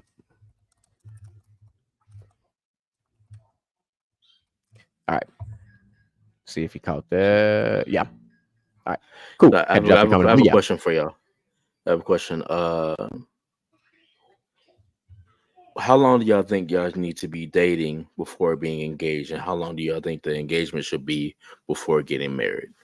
Man, every relationship is different, man. I don't believe that getting married. I don't believe there's a time. Yeah, I think there's really no time limit. It just depends on the type of relationship y'all have. Yeah, I don't think there's a time. It can be like for me, it's just like when we talked about it's a vibe. Like, if you truly vibing with that person, and shit just continuing to ascend, if you will, and hey, y'all been together for 13 months, and you decide, hey man, this the one. Like, I'm gonna go ahead and propose. What's wrong with that? We've seen people be together 6 months and do that same shit. They fucking move in together after 3, maybe even after 30 days, type shit. So it's every relationship is different. So there's really no. Just like raising kids, there's no cookie cutter way to quantify this is the right way, this is the blueprint to relationship, to engage, to marriage. It's based on the two people in the partnership. And I want to the reason why I asked that question, I wanted to put a little side note to it. The fact of there's no time limit that you can be engaged into marriage. But if you're doing it just because you have past, or you're not healed from a situation, or you just want a kid, or you just want somebody to be there for every day. Mr. John, I believe you cut out. And that boy dropping out, getting his GED. Yeah. Yeah, got me now though. Y'all hear me? Y'all good? No, we got you. We reading out Justice's comment. Okay, so I can see that. We can't be with somebody. You can't be with somebody for 5 years and no marriage proposal. I can live with that. Like, I can understand, and it does. I think your age plays a factor. It does, because if you're young, if you in that 20 to 30 range, and you with somebody for 5, 6 years, and there's no proposal, like come on, like I can see that. Like, honestly, but man, I feel like if you've been together for 5 years, that nigga know if he want to marry you or not. Yeah. So I feel like after 6 months, you should know if this person. They should after 6 months. Lord have mercy. Yeah. Goodness gracious. But goddamn, that water. Fuck what. Y'all seen War of the Worlds with the fucking aliens and that horn? Yeah. We was dead. Yeah. But no, I feel like after 6 months, you should know who that person is, and they start showing their true, colors. 6 months, within 6 months, you can't really tell that person's true colors. You see little things that you don't like, or if you like and like that. But after 6 months, you can't fake it for 6 months. You can't. Your true colors start showing up. At the same time, I get what you're saying. But there's a second stage to that, and you can be with somebody for 6 months and be like, oh yeah, cool, I know them. But listen, let's play this. Let's be real. You really don't know somebody until y'all move in together, because everybody's cool till y'all start combining shit. Until you see them, until you see when they get out the shower how dirty they leave the fucking bathroom, or like when you start seeing the habits. Like, oh, you don't shower for 3 days. Yeah, but that's how you really, if you don't feel like you don't do nothing. But that's how you really figure out, if you can, to say it bluntly, tolerate that person. Like now, if they go in there and just completely destroy some shit, you're probably gonna be like, nah, get the fuck up out of here. We can't do this. But there's like, we got a panel full of men. Okay, so this is easy.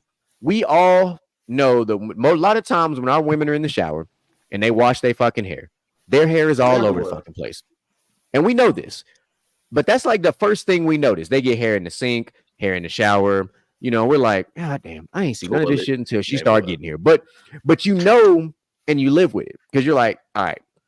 And then, sometimes when it's, that time of the month and the trash can is overflowing with fucking, pad paper and like all this other shit. There's like those things that you just tolerate because you're like, all right, I can live with that. Now, if it's starting to get the habit where you start like leaving bras and underwear all over the goddamn place, or like, shit like that, it's like, all right, hold on now. It's a whole laundry basket over here. Like, come on, dog. Like, let's be real here. I'm gonna say this. I feel like 6 months ain't quite enough time to know somebody. I feel like what you really want to find out is how they are when they have tragedy in their lives and how they are when you have tragedies. Are they gonna actually support you and stick with you when you're going through it? Or how do they act when they're going through it? That's shit that you need to know immediately, how they really are when they're not their normal self. See, I feel like if you're that 6 months depends on age. If you're older in your life to where you're unapologetically you and you accept it, if you accept it, it's the difference between being 26, 27 and you're still trying to please this person as this 6 months goes by. And when you get older in the time, your time limit is shortening to getting married. So you try to just be you. If you can't accept me for being me, then you're just not for me. So if I understand older people, and not old people, but older people get into that range to 6 months. Okay, I know you for me, and I'm for you. We can make it do what it do. But at a younger age, we can't continue sitting in that like, oh, we're 6 months, I'm in love with this person. It's not gonna last. No, it's not gonna last. Go ahead and cook, OG Mel. You've been waiting. Like, go ahead. The floor is yours, OG. Yeah, I just want to make sure. Can y'all hear me? Yeah, we can hear you, bro. All right. What's up, everybody? How y'all doing? I was sitting on the bed looking at my wife. I was like, I gotta get on. They're going crazy right now. I gotta get in this. All right. Time frame. I'll tackle time frame first. Time frame. I feel like most men, if you know that that's the one, it don't matter. And what I mean by that is, my wife will tell you, I told her the first night we talked, I was going to marry her. Literally, it just took one conversation. Just because as a man, if once you know exactly what you want, you know it when you see it. It doesn't take 6 months. It doesn't take 6 years.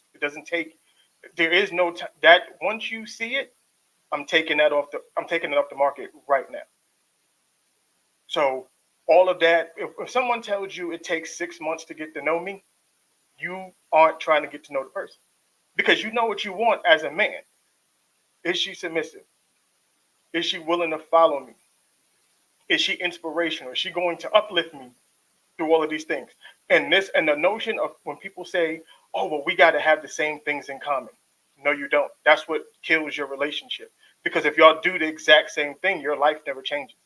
She's not adding value to her, and you're not adding value to her. Or she's not adding value. Preach it.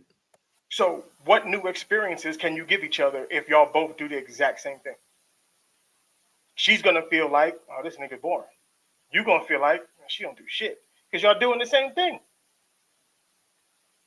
So you had to realize that at the end of the day, y'all's differences can build y'all. You know, there's somebody that can be good with finances. There's somebody that can be bad with finances. You find somebody that's good with finances that can build you up Yep. to where you need to be. You found something that's good. If you find somebody that you have bad finances, you have bad finances, Y'all gonna you're be not broke. gonna go nowhere. Y'all gonna be broke. Yeah, And you're gonna be hurting. you know, like with my wife, um, most of y'all know, like she dances professionally. She's not a stripper. She dances on Broadway, commercial dance. She Come on, dances Calista. dance for Cher, Tony Braxton, all of that. Right? Okay, baby, we gotta go get sister. That's not my life. Me, football player, sports guy, not her life. I brought her into mine. She brought me into hers. Now I know what Broadway is like inside and out. I know what performance arts looks like. And I know that in that whole entire world, like plays and commercial dance, all of that. She sits down with me on Sundays. She watch football, Monday Night Football, Thursday night, watch it. On the podcast, when we do the podcast, she tunes in, watches. She learns football. I'm giving her something she's never had before. The same way she gave me something that I never had. So what happens now is our lives are intertwined. What happens? At my job, they needed a dance studio. I got her access to a whole new dance studio because I took interest into what she's doing. So now I'm invested in her life, not just her life and what she does. When I wasn't, when I was home, when I was kicking it, and then she was like, you know what? I noticed that I've never met anybody who loves anything more, like I love dance until I met you and how you love football. And you should give that to somebody. You should start coaching. You know what I did? Started coaching. When someone loves you and they understand who you are as a person, y'all start to feed each other. If the person you are with doesn't feed you, you are with the wrong person.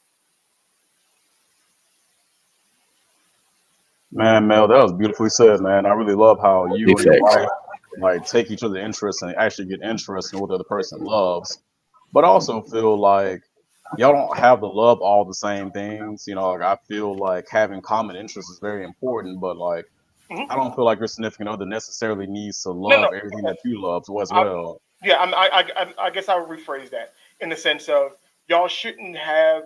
You should be just enough different that you have to learn from one another. Exactly. Yeah, because I've been with women that have no idea what football, rules or, how the positions or anything like that. And I Literally, actually my wife too. enjoy explaining that to them. I'm like, oh yeah, let me teach you how this, what a 3-4 defense looks like. I enjoy doing that as long as you look She, attentive to what I'm she, saying. she's Mhm. got to That's be willing. attractive to me. Right, she's That's got to be attractive to willing me. Yeah, to absorb the information that you're giving her. Yeah, but I I'm love also that one of in them women. people. Like I have no problem being opposites. Me and my wife are opposites like a motherfucker. 100%. If you put us on a spectrum, we are very much opposite. Like the common ground that her had was music, and it was R&B, because we talked about R&B being a lost art of music, but like old school R&B, the good stuff. That was where our first common ground came from, and then it was food, because she loves to cook, I love to cook. We like to do things a certain type of way. It was like we had to find things that we had common ground on, but most things, her normal hobbies are far from my normal hobbies, and Mhm. I'm cool with that. Because what it allows is y'all can have y'all space. Because when I'm gonna go do this, and she's gonna be like, I'm not really into that right now. Go do your thing, and vice versa with her. See, uh, a relationship like hold on, like China just puts like when she put it in, she was like, people don't be asking the right questions. When you're in a relationship, when you're the quote unquote dating phase, people use that time to do the wrong stuff. Like, stop worrying about where y'all gonna eat at, where y'all gonna hang out at. Stop worrying about all of that. What you're supposed to Yep. be doing is where do you see yourself in 5 years? And more importantly, do you see me with you in 5 years? Because see, no, I'll let you finish. Mm-hmm. Good. No, good. So a lot of times we have that question of what do you bring to the table, and that's becoming materialistic things. So, well, I bring the table, and they start getting a little defensive for what that. Like, why am I sitting here with you? Right. You get a pretty much like reaction. You in an interview, like, oh, why should I hire you? Because you hiring. Right. That's really the reason why you want to answer that question. But at the end of the day, I love the question. What do you value? Mm-hmm. What do you care about deeply to where I can see where you actually sit in life? What do you care about the most? What like do you care about your family? Do you care about your kids? Do you care about your career? That tells me a lot about you in that little short amount of that one question. Yeah. About what do you value in life? And the crazy thing about it is, I teach this to some of the kids that I talk to now, only because it took me and my big 46 years to understand some of the things that I know now. So it benefits them at 21, 22, 23 to hear it come from me. Men. Yep. And I'm going to speak to the men right now. Always ask a girl that you're going to date what her relationship is with her father and her family. That's question number one. That's my favorite question. It's a great question, because if you got daddy issues, we got a whole other issue on our hands. We got problems. Cook. So if she says, "Oh well, I don't have a good relationship with my father," or I really don't talk to my family. Next question is, okay, cool. As far as your friends go in your friend circle, what's the oldest relationship that you have? If they tell you 2 years, they're not good at maintaining relationships. Whenever someone tells you, "Oh, I've known this person for a year and a half, and that's my best friend," there's something wrong. I have friends that I have known. My best friend on this world, I've known him since I was 5 years old. All Mulich, GQ, like these are like brothers. I say they're my brothers, but I've known them for like 2 years. These are solid dudes. Anybody past that, 15 years or better. Yep. 15 years. I tell people on this show all the time, bro. Me and DJ Micah B have known each other since the late 90s. Me and him we used to go to some, like me and him that is truly like, I've known him damn near as long as I've known my actual blood brother. Mm-hmm. That's wild. And because being able to foster a relationship doesn't happen when you're sleeping with someone. It happens with people that you've been around your entire life. Can you foster a relationship? Because I know over 20, 30 years, you and that person, y'all had your ups and downs, which means y'all figured out ways to make it work. You had to realize that because you don't talk to that person every day. You don't talk to that person. You make sure that they're good and make sure that they know that you're secure in this friendship, just like you need to be secure in that relationship. Yep. Like if y'all going through a hard time, I got you. Mm-hmm. Don't worry about it. You need this? All right, I got you. Don't worry about it. The kids need this? All right, I got you. Don't worry about it. That should be the same thing in a relationship. In a relationship, you have to realize that that person that you were with is your foundation. I can lean back on them, and they will always be there regardless. Right. How they feel about me right now. Like right now, me and Mike have been growing up in the church from wee lads. I said we lads. That boy said we lads. Hold on. This man turned Scottish for a second. This man went Game of Thrones on us one time. That man took it back to 1987. We lads. But I know for a fact, like he knows the ins and outs. Like, hey, my car broke down. I'm right here. He at 2:00 in the morning, he will come and pick me up and take me where I need to go. Mm-hmm. just because I know that person's secure. That's what you need in relationships at this day. And that's what people don't. All right, when it comes, like, because I know we're talking about marriages. A relationship, when you're dating, because like I said, people don't put the right emphasis on what the actual dating process is. You do realize once you commit to somebody, you're married. You don't need a piece of paper for that. Right. You don't need a ceremony for that. You don't need a government to know that you're all together. You don't need that. When you tell somebody, no, people get that shit misconstrued all the time. Cook. Because once I can tell you it's me and you, we are officially married right now. But I think you cut out GQ.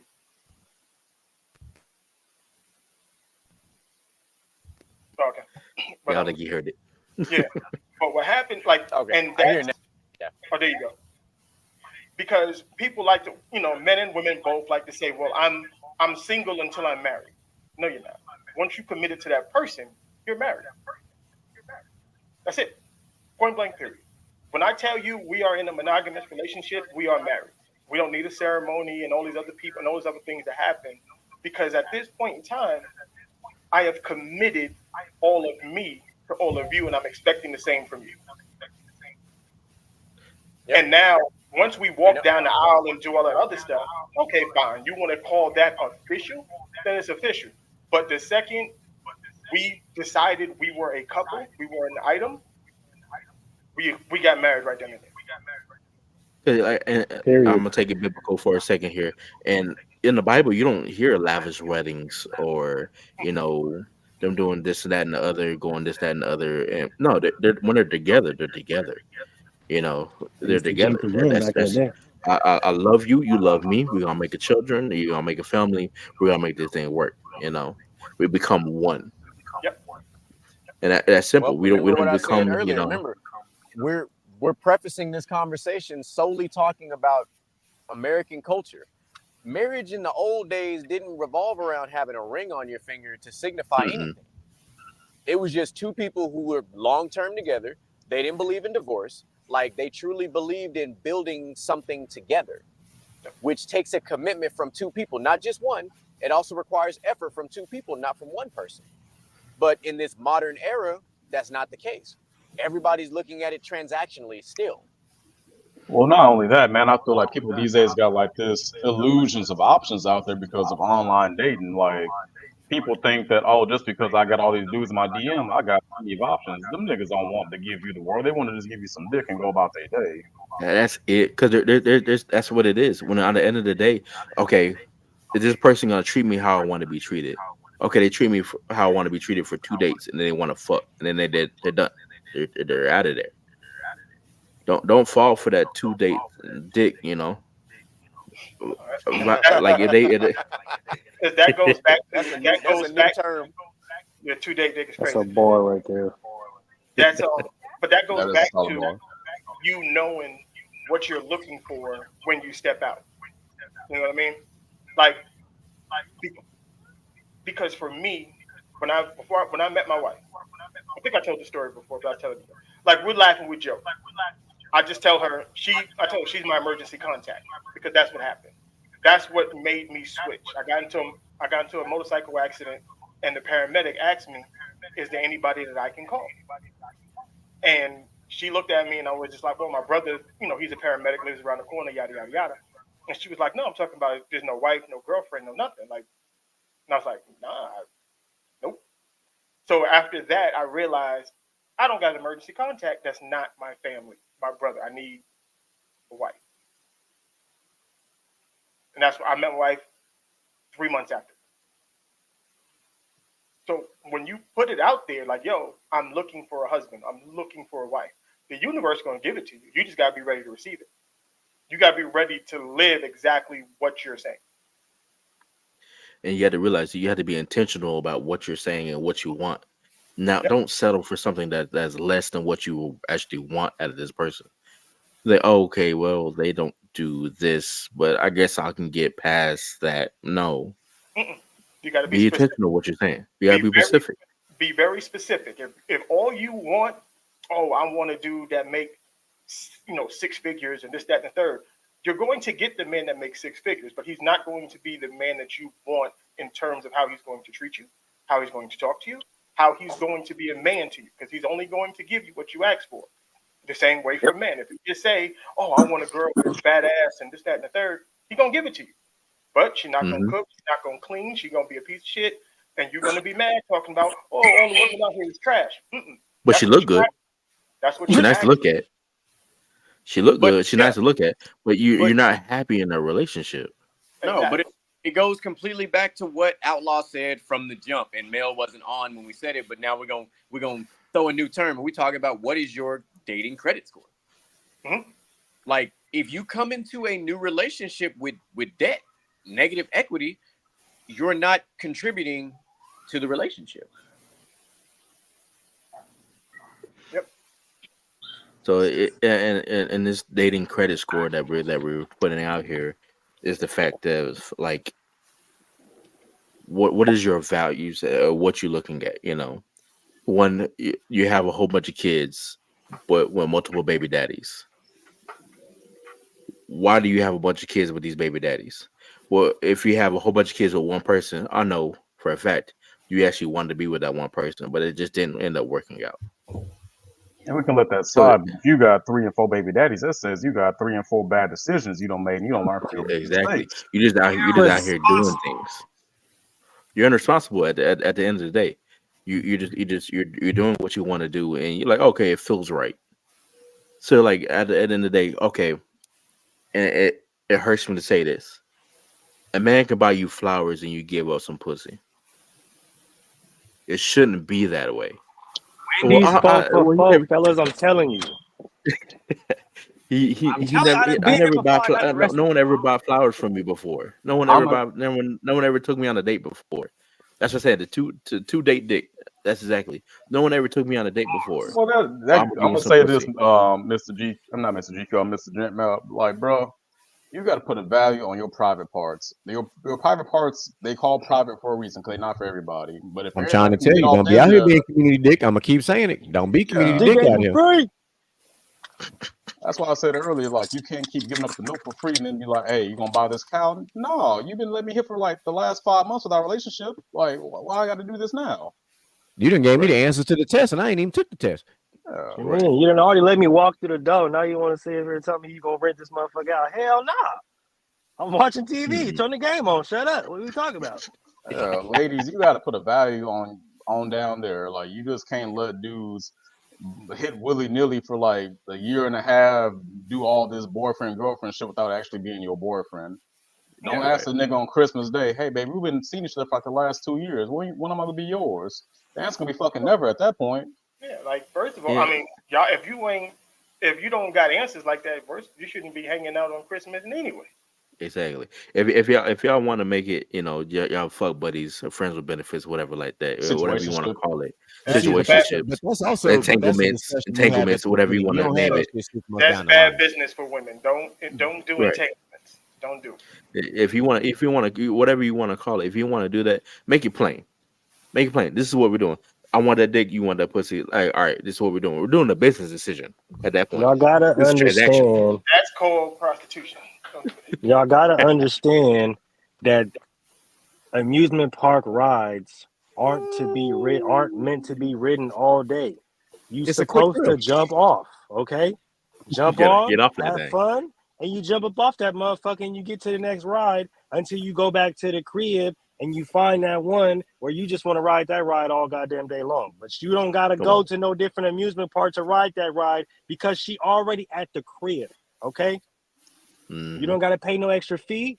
The gates is already open. Do y'all hear me? Y'all not hearing me. You got a season pass. Yeah, we hear you, boy. Come on, man. Talk to him, dog. I like the way you put that. I like the way you put that, boy. I like the way you put that. Not access level key. You ain't even got to really ask necessarily. You just got to do a couple nonverbal gestures. Yeah, you got the parking pass and all that. Come on, flash passes. I'm telling you, just hit them with that drop that draw passes. Drop them draws passes. I like that. Come on, man.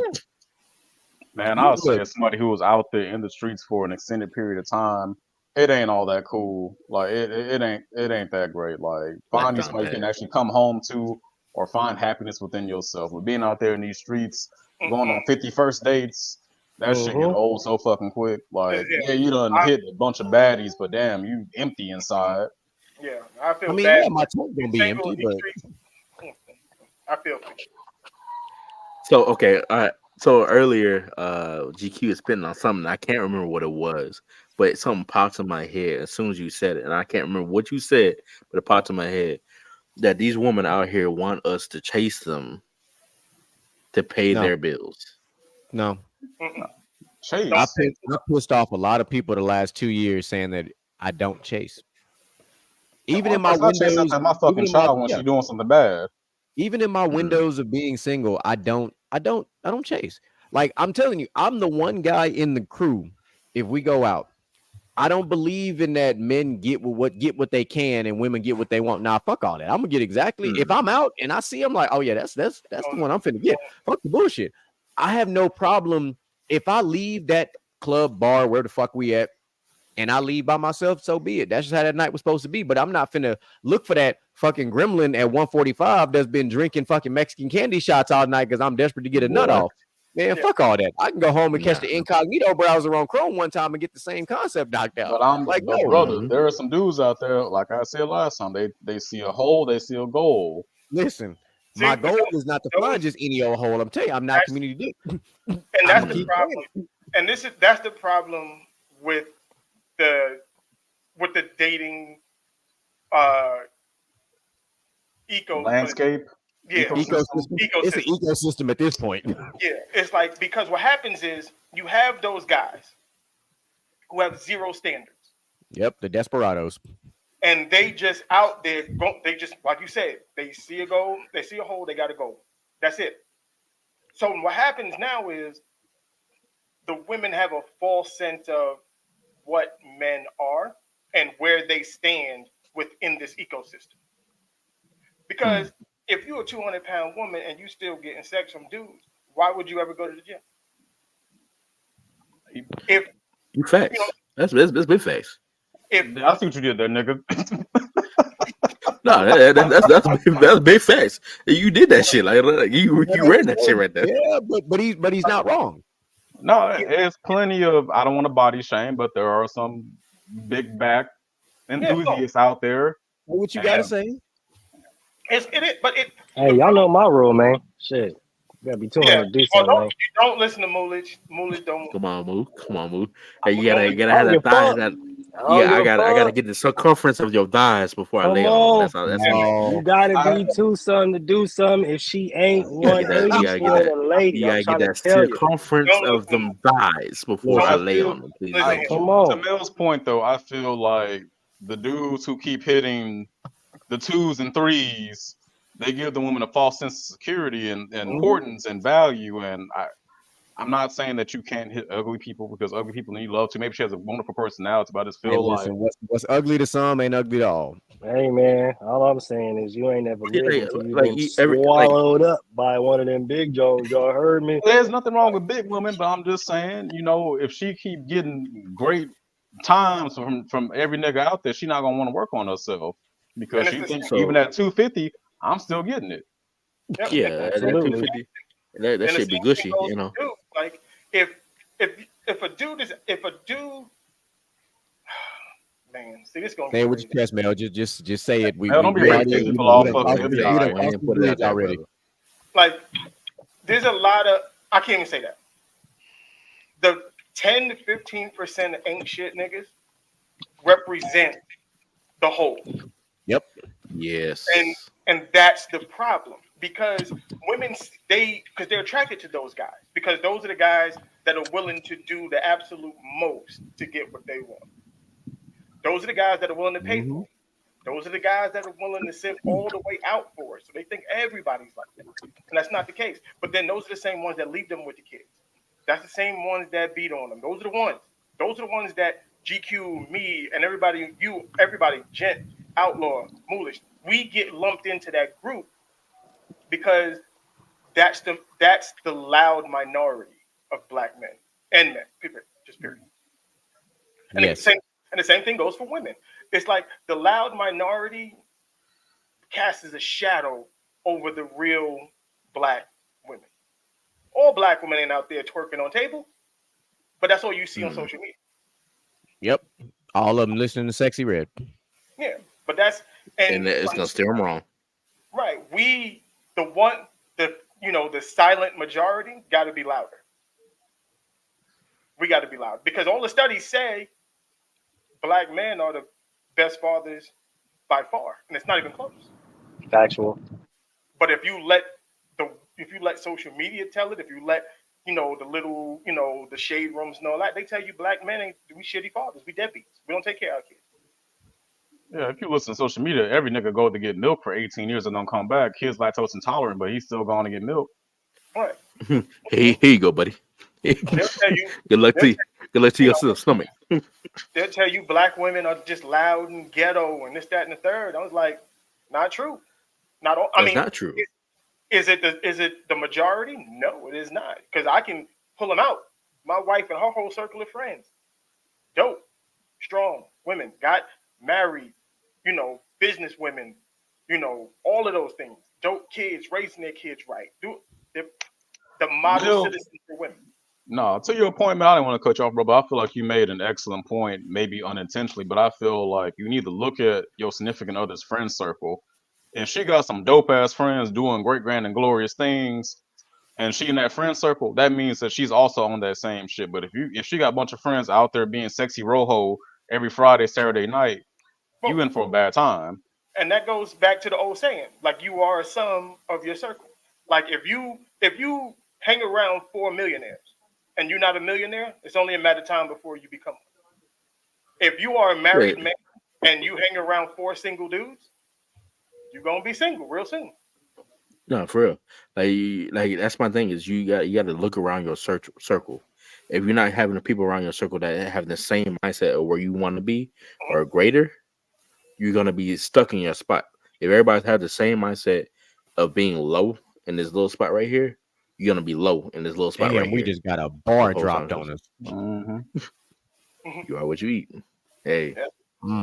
But no, for real, like people, we be listening to, we be looking for girls that, there's some men out here that be looking for girls that listen to Sexy Rojo, like as we say, but we need these, Snow Allegras, these these Erykah Badu's, these real people. I don't want them. I don't know because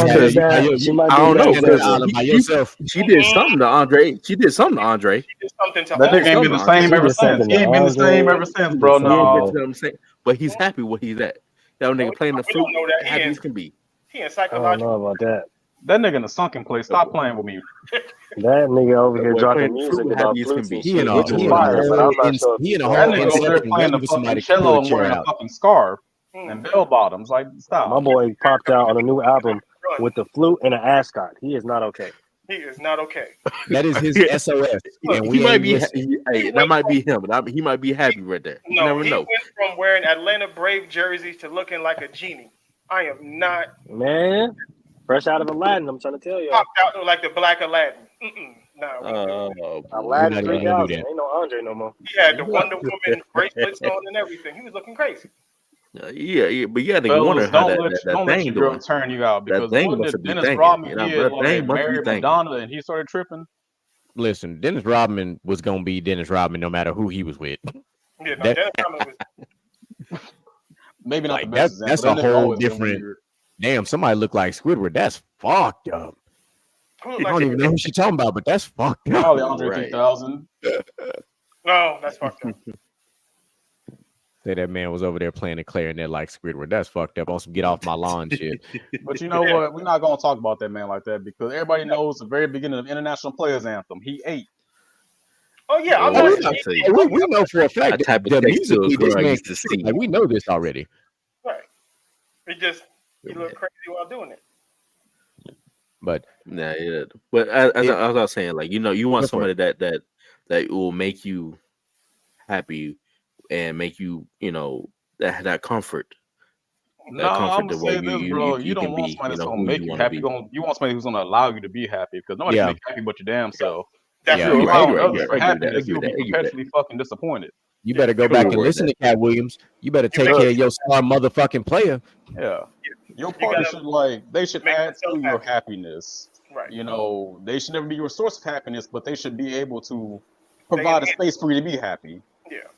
Your wife or your husband should enhance your happy. And there They we should go. not. They should not be bringing your Yeah, happiness making your down. happiness. You're enhancing your happiness. Now, I mean, we're now working your stuff. I kids, on the other apologize. hand, is a different ballgame. Your kids bring great hairs. Yes. Relax. Facts.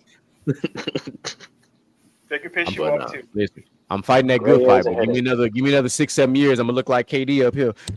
Man, I'm Ooh, trying to tell you. it's not. Goddamn It's hair not. follicle social distancing.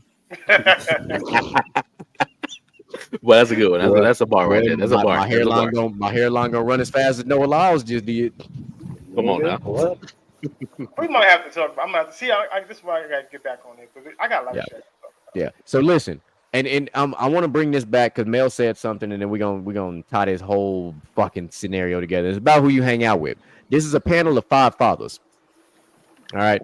On this current panel is 5 fathers. You got some girl dads. You got some all-around dads. You got it all here. This is a panel of 5 dads who have been there, done that, got the T-shirt. A couple of us have been married more than once, so we understand the whole marriage, divorce, bad relationship, remarried. We get all the shit. Mel being the elder statesman at 46, I'll be 35 in a few days. Like, we understand. There's a lot of wisdom going on in this group here. All right, there's a lot of young wisdom and old wisdom, all the above. So it all goes back to this. There is a level of leverage in this modern era that men are gaining that the women don't like. Yeah. And that's why marriage is going to become more difficult in the coming years. Face the facts. It's going to happen. And you're going to see less and less marriages. You already started to see the decline of grand scale marriages. You've seen a lot more courthouse weddings in the last 10 years than you have grand scale weddings. You've seen that already because people are preparing like, you know what? Fuck that. I can't spend $30,000 on a wedding because we're probably going to spend $70,000 on this fucking divorce. I got to save a little bit of money. Right. Like, that's the reality. But a lot more, to get to the courthouse. Yeah. A lot more men are going to do what a lot of NFL players do in a contract. They're going to bet on themselves and say, you know what? Fuck that. I'm not going to get married. Yeah, because what's happening is the shift is happening, or as a matter of fact, I'm gonna just say that the shift already happened. Yeah. Women have a lot of modern women didn't see the shift because they're still living through the feminist glasses that they're looking through. Okay. Blind as hell. What I mean by that is, yes, are women, climbing the economic ladder, making more money, doing all these things? Yes, they are. But with you doing that, you can't keep the same ideologies that you once had. You cannot say, I need a man to do X, Y, and Z, because unfortunately, the man that you are looking for, you became that. So now you have to look downwards at the men that you, quote unquote, talk about you have to settle. Because men do it all the time. Men don't call it settling when they find a woman who doesn't make what he makes. It's just, I found me a partner. I found me a wife, girlfriend, whatever it may be. Women look at it as, he ain't shit because I make $120,000 and he make $80,000. No. Which in retrospect ain't bad. That's crazy. I was just about to say, y'all make $200,000 collectively. That ain't bad. Look, come on now. But Mel's spitting though, because for like before women hit the workplace, everyone was making less than a man, but men still married women who weren't making a goddamn thing, had no education, was just popping out kids taking care of the house. Yeah. We didn't call it settling for bum bitches. That's just the nature of the world at the time. Yeah, but think about what Mel said. It makes perfect sense from this perspective. The independent woman movement, which happened when myself, Gent, Outlaw, and Moo were all in high school, these are the repercussions. Because what you saw it as glass half full in this scenario because you didn't see the other side of it. All you saw was, I want to make the same money that these men make. You didn't see the other side of it because a lot of those men who are with women that are typically stay-at-home partners because they don't have time. Because you don't become a billionaire with time. You don't have time when you're a billionaire because you have a lot going on. Your time is tied into making more millions and billions of dollars. which means I am going to be more emotionally unavailable than I am emotionally available. So now you deal with an independent woman who's already built off of emotions, who now makes that same type of money. What kind of partner are they going to be?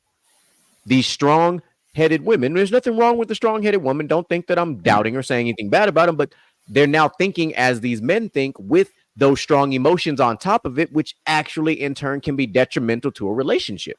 And that's why if you're going to be this quote unquote alpha female.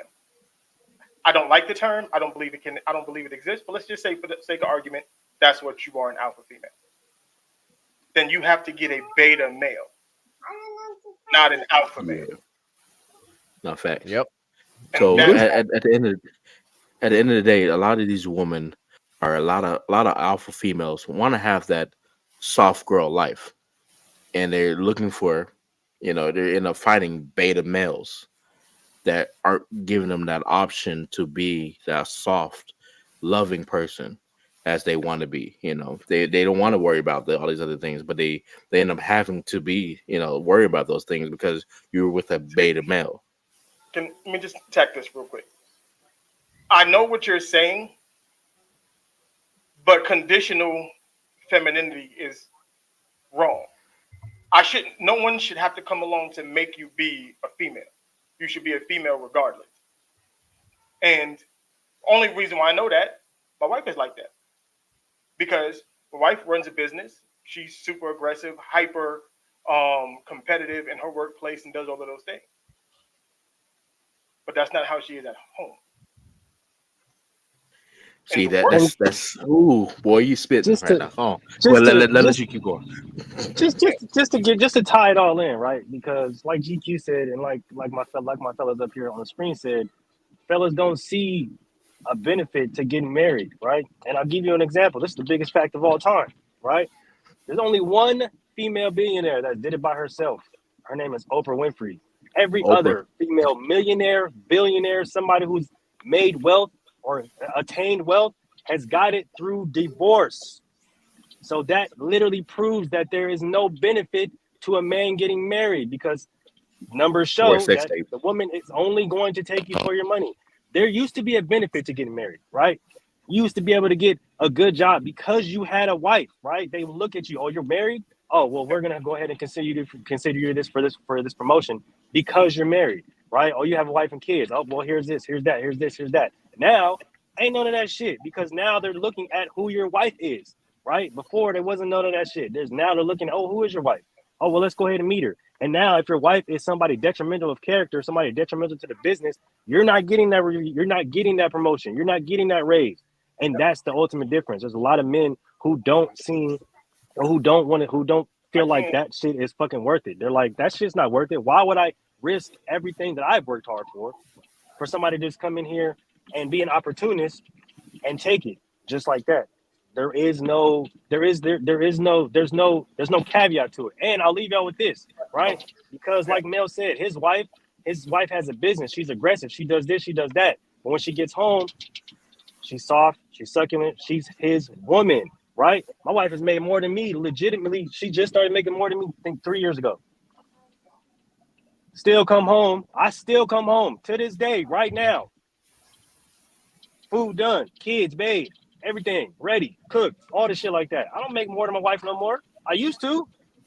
Before I took a step back, now she make more than me, and I'm still big daddy. I'm still daddy in the house. You want to know why? It's because I don't even like using the word, but it's because the alpha male mentality, right? She knows at the end of the day, I'm gonna get up, I'm gonna take care of what the fuck I need to take care of, I'm gonna come the fuck home. So that inclines her to do what? Get up, take care of what she needs to take care of, and she gonna see me when I get home. Because that's just you being a leader of your household. Because money doesn't make you a man. Your character. Thank you. It doesn't. Come on, man. You can have $100 billion and still be a little ass boy.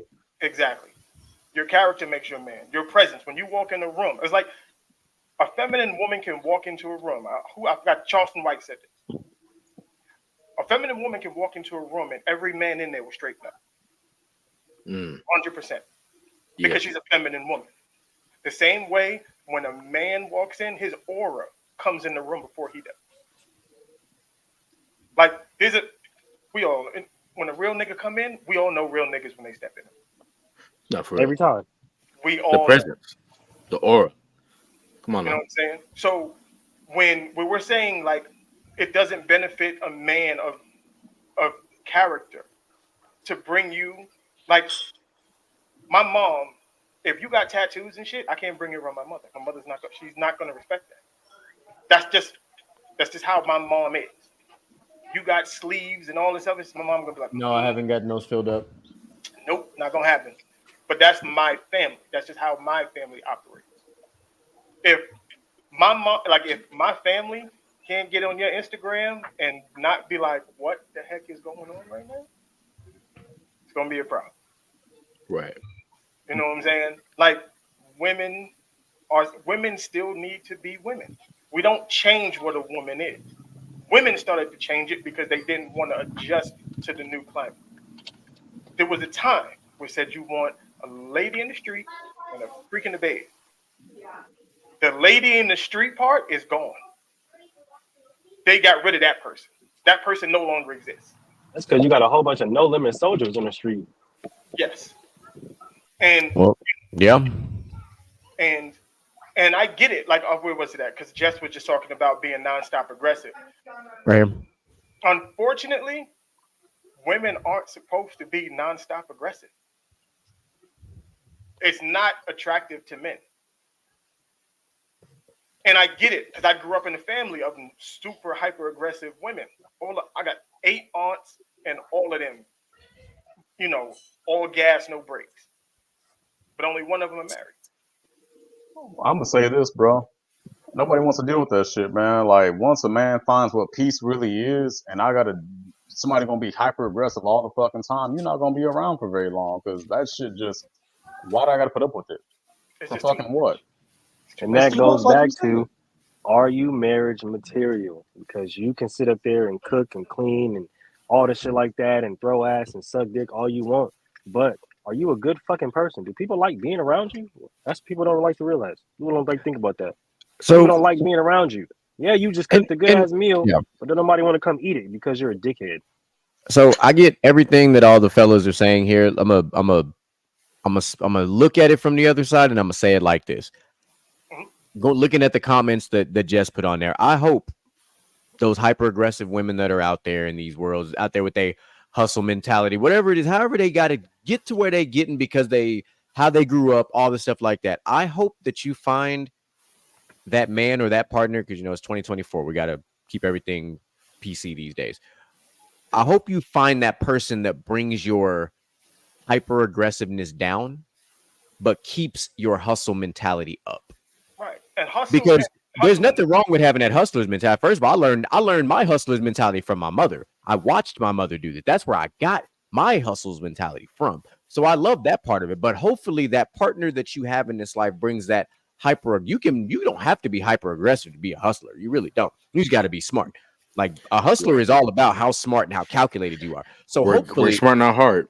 Yeah, hopefully that partner brings that hyper aggressiveness side of you kind of back down to earth, to where you can go back to being just that woman that gets out there and, you know, does what she got to do, stand on business, whatever phrasing you want to use, because there are a lot of women out there that have to do what they have to do because they grew up. And it goes literally back to what Mel said.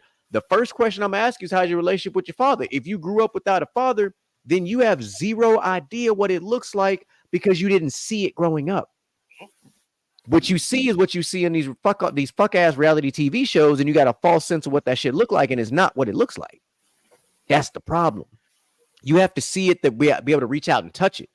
So if you grew up in a broken household and you saw your mom and daddy fighting all the time, of course you're going to be more aggressive by nature because that's what you saw. But if you come from a stable household where your mom and dad have been around for 30, 40, 50 years, always been together, your grandparents is around, still been together, you won't have to be hyper aggressive because you know what you're looking for. You know that you're no longer looking for just a husband. You're looking for a partner. And that's why I said that 5 or 6 episodes back, that I was never out here looking for a wife. I was looking for a partner. I was looking for a teammate. The wife shit is extra. I'm legitimately looking for a partner. I'm looking for a teammate because we're building this together. I don't get down with it. Even if I was a millionaire, I'm not getting with a woman to be a stay-at-home wife. I'm not doing that. I'm sorry. I'm not built that way. I believe it. You have to build a kingdom together.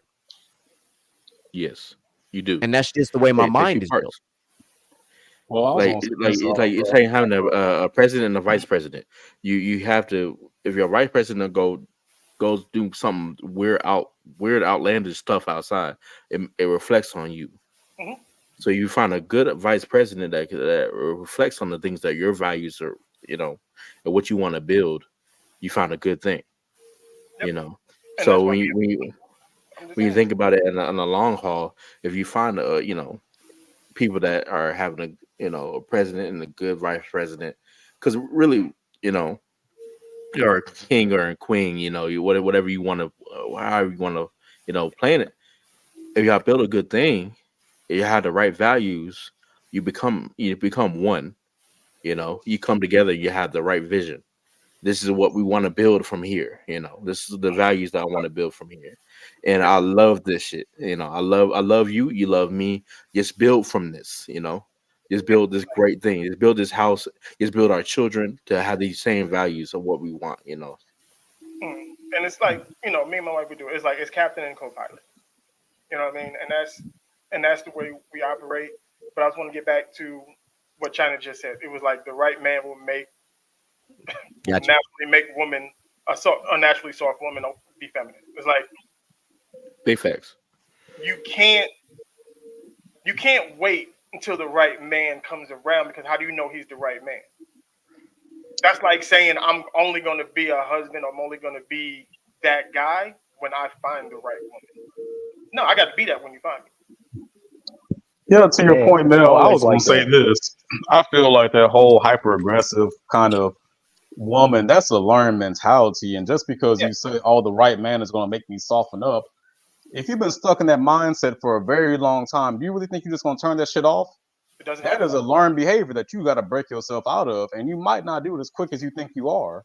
You're going to have your guard up for a very long time. It might be stuck in your ways if you do it for so long. At the same time, you got to have that man that's patient with you, that has that alpha aggression, that aggression, that alpha mode, that presence that's going to make you, I can be soft with you. I can rely on you. I can feel safe with you, to where I can feel step back from my alpha role and be soft with you. Be the woman that I, be the feminine woman that I want to be.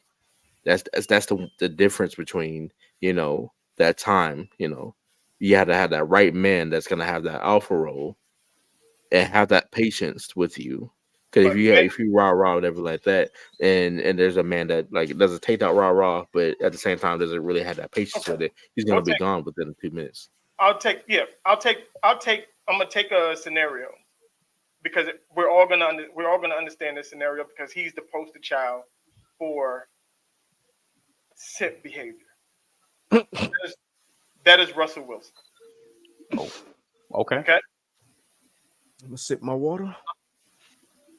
No, because I'm gonna flip it on his head, because everybody gets. I know where you're going with this. That's why I said I'm gonna sip my water, because you about to do some shit that I do. You about to give him a different perspective altogether. Russell Wilson is considered by most to be a simp because of what he did and how the perception of him is with Ciara.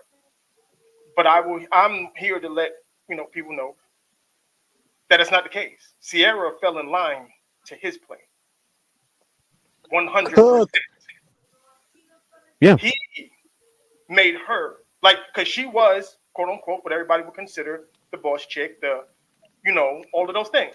Cook. And he stepped in and she changed everything. Because and it had nothing to do with money, had nothing to do with anything. It's his presence, who he is as a man, the stuff that he stands on, as far as his religion, as far as the vision of what his family is and how he wants that family to be. And Russell Wilson is a true definition of an alpha. Yes, 100%. And I hate and I'm always defending this on social media when Russell Wilson the simp. Nah, you don't know what. See, the problem is you've never seen a real man before. No, so the problem is, and what Mel said is something that me and DJ Micah B talked about in the audio days. The generation that are calling those types of men simps are the same women that have killed chivalry. Right. They are. Because it was a point in time in right before COVID, probably in that 2017, 18, 19 range, where like if a dude opened the door for me, oh, don't touch it, I can do that myself, I'm independent. Oh, okay, my bad. But them same women in 2023, 24 and beyond now are like, oh, I can't believe men don't open doors anymore. I can't believe men don't pump my gas, do all this shit. I'm like, so you destroyed chivalry, but now you want it back. A guy like Russ, who is a traditional man because he's built on beliefs and principles, which is what an alpha is. An alpha is not defined by monetary value.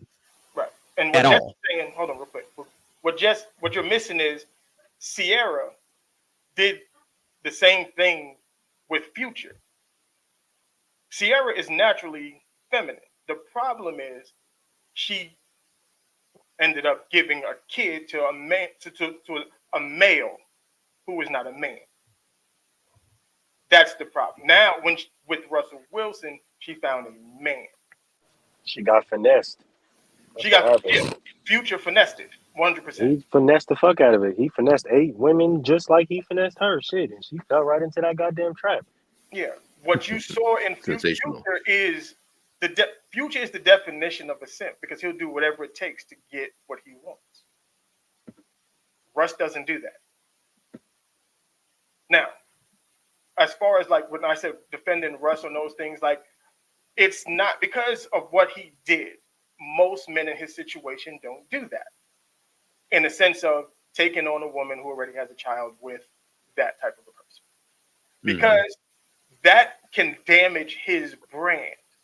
But what he's done is he put the kid on his brand. So now little Future, I just saw a picture of this little nigga. He don't even look like Future no more. He looked like Russell Wilson. He looked like how he dressed, how he carry himself, his aura, his glow, everything. That entire family is on Russ's program. The entire family. And that's what men do. Like he comes in and look, this is what we're going to do. It's on me. This is what it's going to look like. And Ciara added to him. He became more of a star outside of the sport of football because of Ciara. But he also had Ciara in places she would have never gone if not for Russell Wilson. They're sitting at the Super Bowl in the skybox with the commissioner. Like all of the things, they benefit from each other. That's Jay-Z and Beyonce. They benefit from one another. Each one has taken what they do well. I put that on you, and then I'm going to take what you do well, put that on me, and we're going to take this shit to the moon. So I have a question, but not for the fellows. I have a question for our two, as we've dubbed them, our two first ladies here at Gentlemen's Talk. And that's why I purposely left China's comment up here on this screen. So I'm only going to take the first part because I understand the second part of your question. But an aggressive woman who doesn't know when to turn that aggression down are way different than, a woman that grew up in that environment. So from a woman's perspective, if you are this same woman, this aggressive woman who doesn't know when to turn that aggression down, at what point my question to y'all both is, at what point in the relationship when you're meeting the new man, do you start to tone it back to actually show less aggression to where he sees the feminine side, to where he's like, okay, I can build with her. Like where is the balance in that? Like I'm asking because I don't know, because we're not, obviously no one on this panel, we're not women. I'm asking because we have two very bright women on this that are in this chat here. So I genuinely want the woman's perspective. So as those women that are that aggressive, where do you find that balance if you're out in the dating world? Because you telling me after 3 months of talking to somebody, are you going to be like, okay, I can turn this from a 8 down to a 3? Like, where is that balance in that scenario? I'm genuinely curious. See, if I can take a shot in the dark, I'll let Mo go first. Go ahead.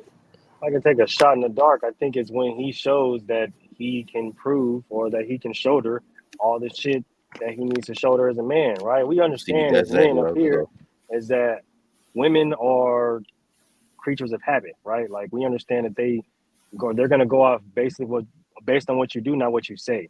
So I know for me and personally and my wife, she was super, super aggressive prior to her getting with me. But once I showed her the type of nigga that I was, the type of man that I was, like I get up, no problem. I go to work, I handle all the shit I'm supposed to fucking handle, and I come home and I'm a great husband, I'm a great boyfriend, whatever the case may be. That's when I feel like that aggressiveness starts to like dial back. Like, hold on, wait. Like the nigga said that he was finna get up and fix and fix the fence and shit like that because the fence blew down or whatever the case may be, right? Whatever, some shit that the man need to do, right? So she don't gotta go out and call somebody or fuck around and try to do it herself and get her, shit that women try to do, right? If you go ahead and do all that shit, especially without asking, if you just doing this shit because you a man and that's what you're supposed to do, oh, that aggressive shit is out the window. I ain't even gonna lie to you because she already know, like, I don't gotta say shit. He gonna get it done regardless. Let me push back real quick on that. Let's just say, like I said, if we're going through the dating process and it's a hyper aggressive woman, as a man, if I don't like that, there's no time for you to even turn the switch on. Oh yeah, no, absolutely not. Like I'm not gonna sit around and wait for that. So the thing is, that's why I say like you gotta be that when you meet someone. Like if you're going to what happened? I'm laughing because I am an immersive reader, thinker, and visualizer. So I'm seeing all this shit happen as I'm reading, and I'm like, yo, if I see that right there, that exact comment, I'm leaving. I'm 100%. I'm getting up out the chair. I'm out the door because I'm not with all that. Well, a lot of times from what I've seen on these dating sites, man, like a lot of women have in their bios, a lot of typing in all caps, talking about what they're going to put up with, what they won't put up with. Is just being hyper aggressive from the jump in your bio. And that tells me that like you are a scorned person, been through some things. I feel for you, but you already coming off rip covered in thorns. And I don't know if I want to try and pick up that rose, baby. I'm sorry. Right. Because what happens is, oh yeah, no, absolutely not. A woman hiding her feminine side is like a man hiding his wallet. Would you go out with a dude if he said he had no money? No. So a man looks at it as like, I'm not going to go out with a woman who's not feminine. Like, I don't have time to wait to see if you're going to be that, the same way you don't got time to see if I am financially stable. Yeah, no, that's true. And basically what I meant by that is like, because there are different types of aggressive ass women. We got the ghetto aggressive and we got aggressive because they've been hurt or they've been told lies to, whatever the case may be. So, and just like China's kind of alluding to, right? Like you got the women that kind of have their guard up when it comes to, I guess, the definition that I'm giving of aggressive. They got their guard up proverbially, right? So if you as a man come in doing what you're supposed to do already, that wall is non-existent already. Like that motherfucker done been dropped. Now, of course, you got the women with the problems. That what if that man was going through that wall gonna stay up?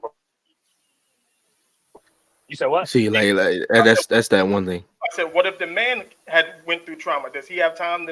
Is he allowed to put his wall up? See, that's the one thing that we have to. See, it goes both ways. It has to go both ways into the fact of I got a correlate. Like, so we had to realize that men want to be collide into each other. Then what we got? A bunch of men want to be soft at the same time as women want to be soft at the same time.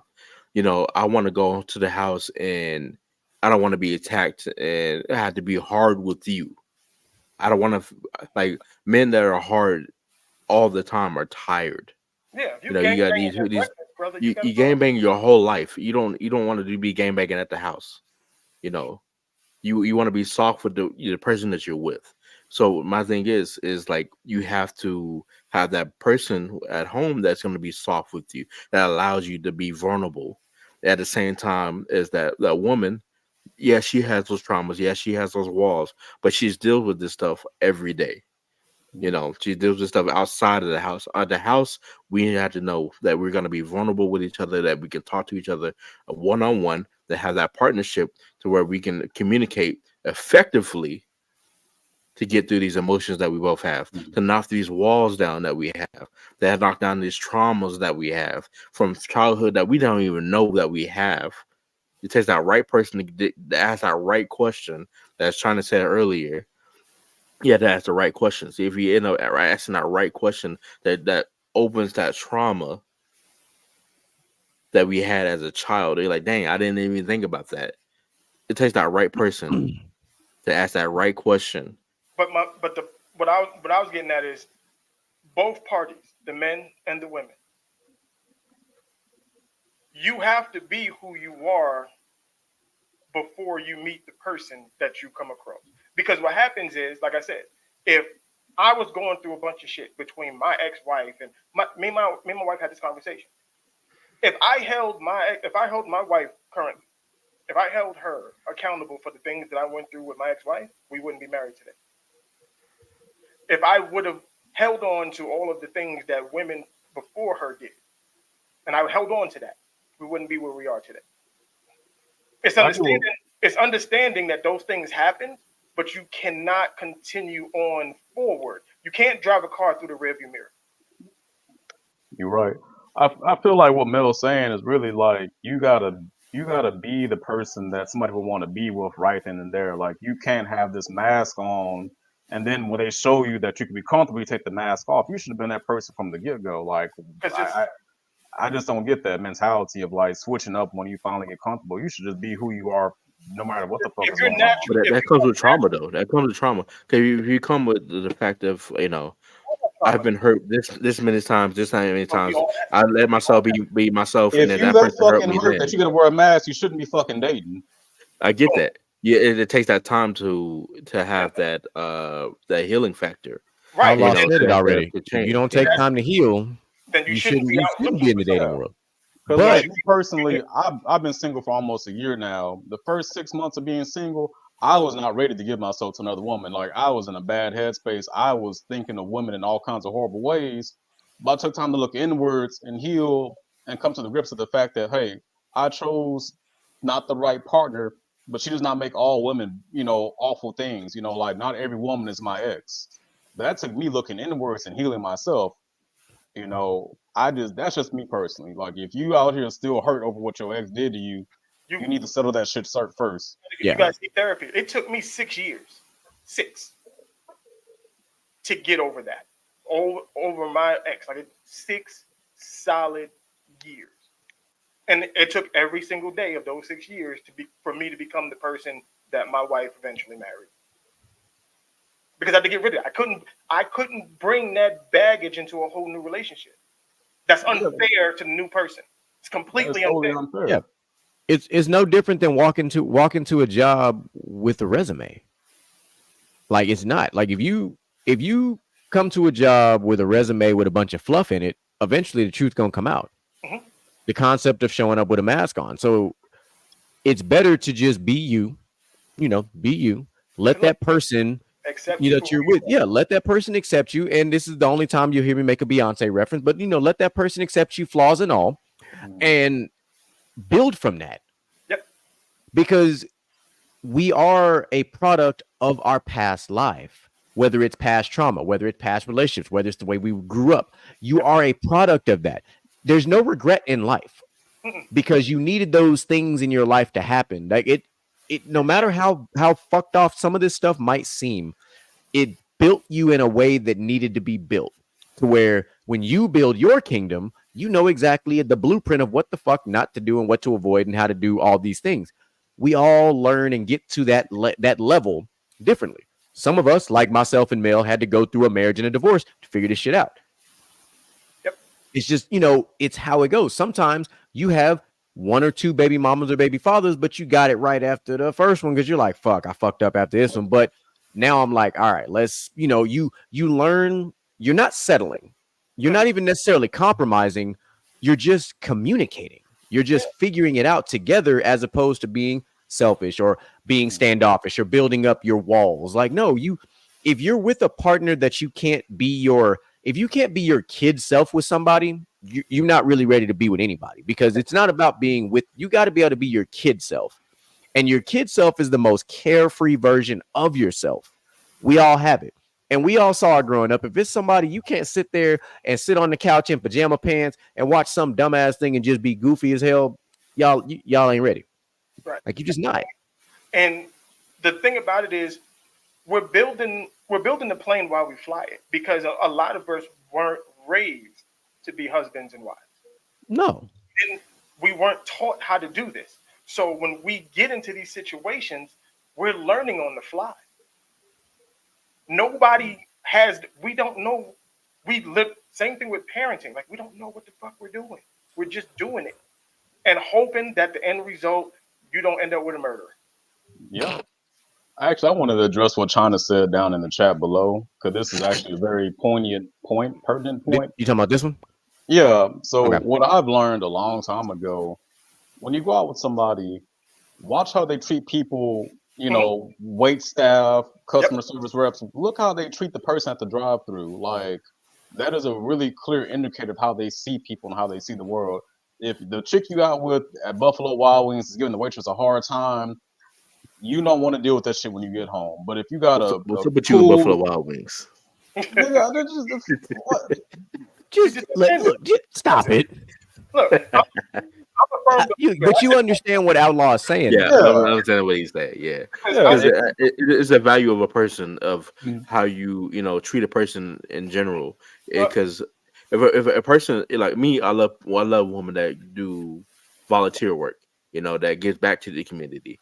Because if you don't give back to the community, then what are you taking care of? If you don't care about your community, then why are we talking right here?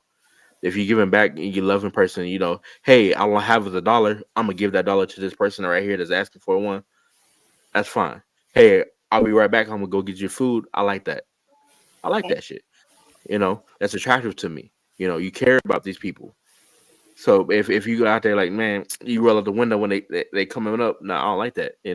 But some people think it's a flex to be a fucking asshole to people. Like, there are people out there like that. I grew up in New York, so I don't trust them motherfuckers. That's just me. Yeah, we over here in Houston. We over here. Don't act like in downtown Houston you don't feel some type of way about people just walking up to your car. But to go back to the whole like wait staff thing, like my whole life, you'll never catch me being that type of way to wait staff, because we talk about the way you were raised and your experiences. Yeah. I worked in the restaurant industry. I worked in the service industry. So I know what they're feeling. I know what they're going through. So for me, even if my server is absolute dog water, that's how I got to think about it like this. What happened during that person's day that made them off their game? Because sometimes now this generation behind us, they just lazy as fuck. That's different. I'm mostly talking about the servers that you can tell been doing it for a while. But they was going through some real life shit, and then they still had to come to work. Like, so it's like, I'm not going to hold that against them, because it's hard to work a job where you're literally, your service is how you're paying your bills. I worked with a lot of single mothers that were servers, and I'm like, yo, these tips are literally how they feeding their kids type shit. So I never can judge a server or, now bartenders is a different ballgame because we have a different conversation. But servers, talking about servers, you just kind of have to, you really just got to be nice, period. Like, you really don't know. That's all it is. You really don't know, especially if you show up to that restaurant at 8:00 at night and they've been there since 2:00. You don't know what the fuck happened in them 6 hours prior to you getting there. Yeah, because you probably look. I tell people, I have this saying all the time. I believe everybody should work 2 years of customer service just so they could be better people in life later. Yep. Be that same. I'm so nice to wait staff now. I was in the service industry too. I get it. I know how it was. Yeah. Like having to wait tables and do all that stuff. Because what happens is, regardless of how your day goes, you got to be nice to those people who sit down at that table. Yep. Even if they're rude as fuck to you, you still got to have a smile on your fucking face. And those are the types of things that happen in regular conversations. Like, you can disagree with someone, but it's how you act and conduct yourself during that conversation dictates how that conversation will go from here on. Because you can get crazy, but I can still hold my composure, not act out of emotion, and we don't have to agree on it, but we don't have to disrespect one another.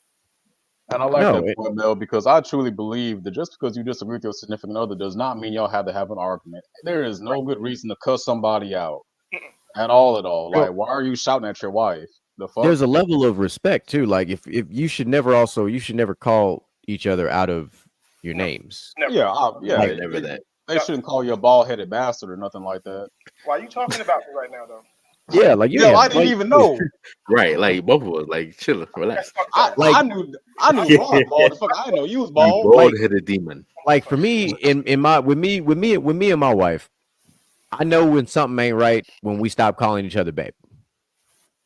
Right. Like that's We very rarely call each other by our government names. Let my wife call me Melvin. If she call me Melvin, I was gonna say, motherfucker, get over. I better not hear no D come out of nowhere. Cause what the fuck? Only D come out of my goddamn head. Hey, better not hear no DJ, no Moo, no nothing. Okay, it's always babe. I don't care if you got the biggest attitude. You left the J off last time. You said D, and we went. Hey, I don't give a fuck what it is. My first name is Delvante, so if I hear anything with a D, it's bad, especially coming from my wife.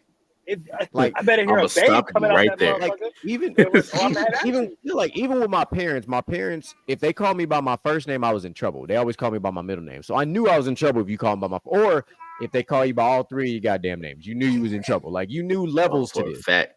You know what I'm saying? You was upstairs and they start like calling you. You're like, oh shit, I done fucked up. Who you talking to right now? Joshua. It's always Josh. But somebody said Joshua, it's like, I'm fucked up with somebody. Somebody, yeah, like if the government come out, something messed up. Like something went bad. It was stop. The Hey Sherrod. Who you talking to? I hate when your girl call you by your first name and you know something wrong and you ask her, hey baby, what's up? And she be like, oh, nothing. But you know she passive aggressive, but she don't want to tell you why she passive aggressive. It's stop right here. It's stop right here, and we're gonna talk about it. There's something deeper inside of you.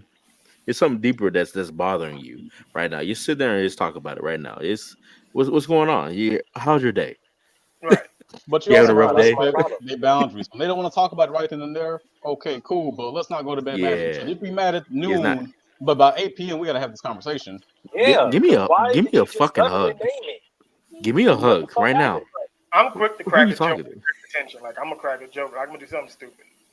Yeah, we goofy as hell, man. You know. Yeah, because nigga, we gonna have a conversation as to why you just use my government name, grandma. Because only my grandma used my government name. So what the fuck is going on with you, nigga? My grandma. Am I gonna have to start calling you Barbara May? Because that's the only person who used my mama don't even use my government name, nigga. What the fuck? Don't do that. Oh man. Yeah, it's a great conversation. This how this conversation going. Look, you can see we have surpassed the longest episode of Gentleman's Talk, and we may have talked our way into a part 3 of this shit just off of that. There's some more that needs to be said. We got wild in here, but it was good. I wanted to go just real quick before we go into our closing remarks. I'm not even gonna put the comment back up on the screen, but just don't be afraid to answer and don't be afraid to stand on business. If you have a reason as to why you feel that you must be a certain type of way, simply put, let that man know. That goes back to when I talk about women being unapologetic. Be unapologetically yourself. That's the first thing I told my wife after we started becoming in a serious relationship. I said, don't ever change who you are. I said, always be you. Because my wife a thug. I tell everybody, my wife a thug. Like, don't let that woman fool you. With the unapologetically you thing, I understand that.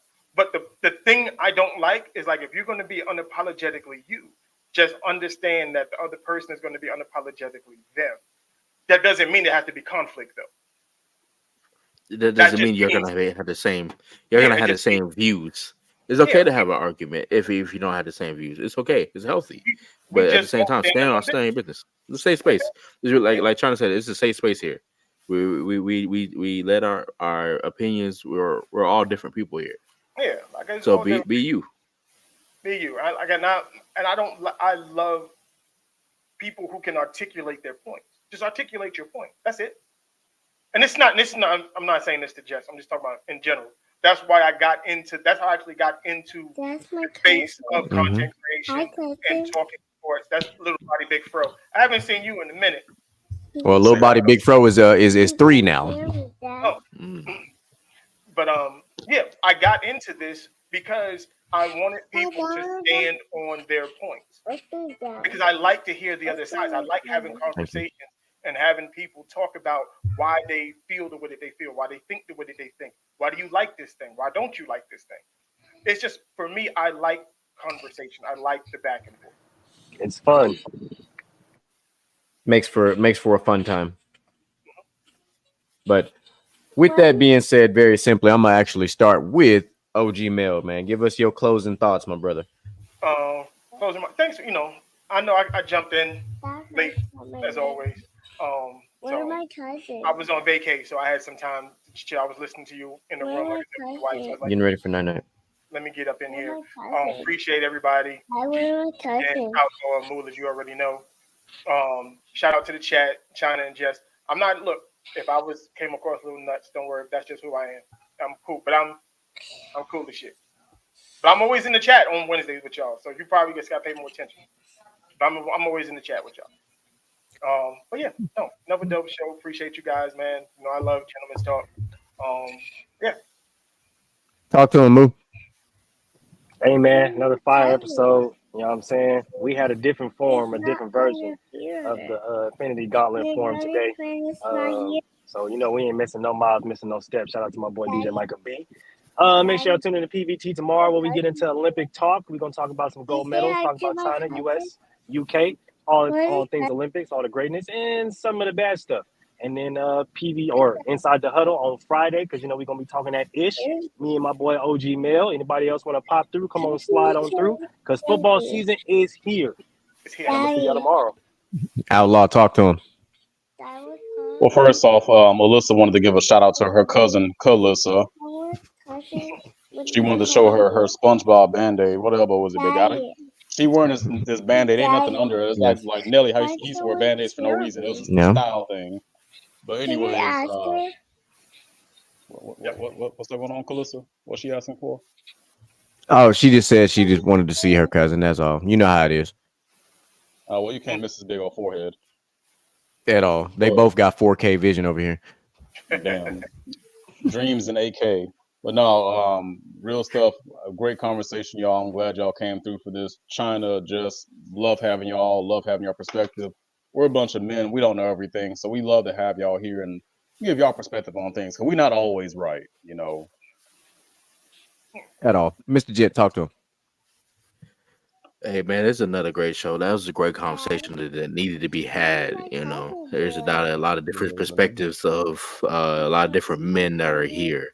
The fact of the matter is, we got two great first ladies here that give their perspective of what they see as relationships. Y'all go ahead and subscribe to our YouTube channel. Run that shit up, run this video up, get our views up. It's a great show, great conversation. Share it with your friends. Tell a friend to tell a friend that we're gonna be back here next Wednesday. And yeah, I miss B. Yeah. All right. So let me close this out the easy way. First, I'm gonna shoot out a special shout out to our co-host DJ Micah B, who is out there grinding, out there working them long, outlandish, ridiculous shifts. But that's what happens when you're in part of that boss life. You got to do boss things. That's just how it is. Following up that, a special shout out to China and Jess being in the chat, always giving us that other side of the perspective that we like to have, because we don't want to be blamed for mansplaining around here. So it's nice to have that, also that female dynamic, so that we all get on the same sheet of music. It's good to just have good, positive dialect all around. Shout out to these two little demon children that you see on the screen. Yes, we told you at the beginning of the show that the show is not intended for children, but these two children wasn't paying attention to shit that was going on anyway. They don't even know. They just see their cousins on the screen and they get all excited. That's all that shit is. Shout out to OG Mel for popping up in the chat, man. It's been popping up on the show today. It's always great to have OG Mel. Hey, listen. Don't worry, Jen. You ain't seen the true. We had the true crossover yet. You, first of all, Gent, need to hop your ass on either Friday or Monday anyway. You need to get on Basket to Basket or Inside the Huddle, because you can talk your sports shit too. So eventually you need to cross your happy ass over. Definitely. And Outlaw need to cross over to Basket because he can talk that basketball talk. Yeah, I'm gonna brag on both of them because that's just, I love like basketball. I'll talk about it. So eventually we're gonna see this massive, beautiful crossover thing happen. So y'all know we got the Dynasty League getting ready to start up. Everybody getting their rosters together. So looking forward to that. But hey, tune in tomorrow to PVT while they talk the Olympic shit. Of course, I'm going to do it for DJ Michael B one time on Friday, the best damn football show on the internet and Inside the Huddle. And since tomorrow, Mooley's going to talk about the Olympics, I just want to brag on the phenomenal state of Texas one time for the one time. If you took the medals that Texas won in these Olympics, we would be the number 6 country in the world right now with 36 of the U.S.'s 84 currently. Just want to throw that little brag out there because Texas produces the best athletes. I say what I said, and it's on the grandest stage, and it's been proven. So, hey, what the medal count say? Hey, I'm not. That's a conversation for another day. It is, but I'm laying the foundation. You know how we do. We long-term storytell around here. I got so, as we do per usual, ladies and gentlemen, we love y'all. We appreciate y'all, and we are motivation in you and inspire the world to do what you can. If you love it, then fuck it, get through it. Yeah. Mumble mentality activated. I waited for so long. Get burdens out.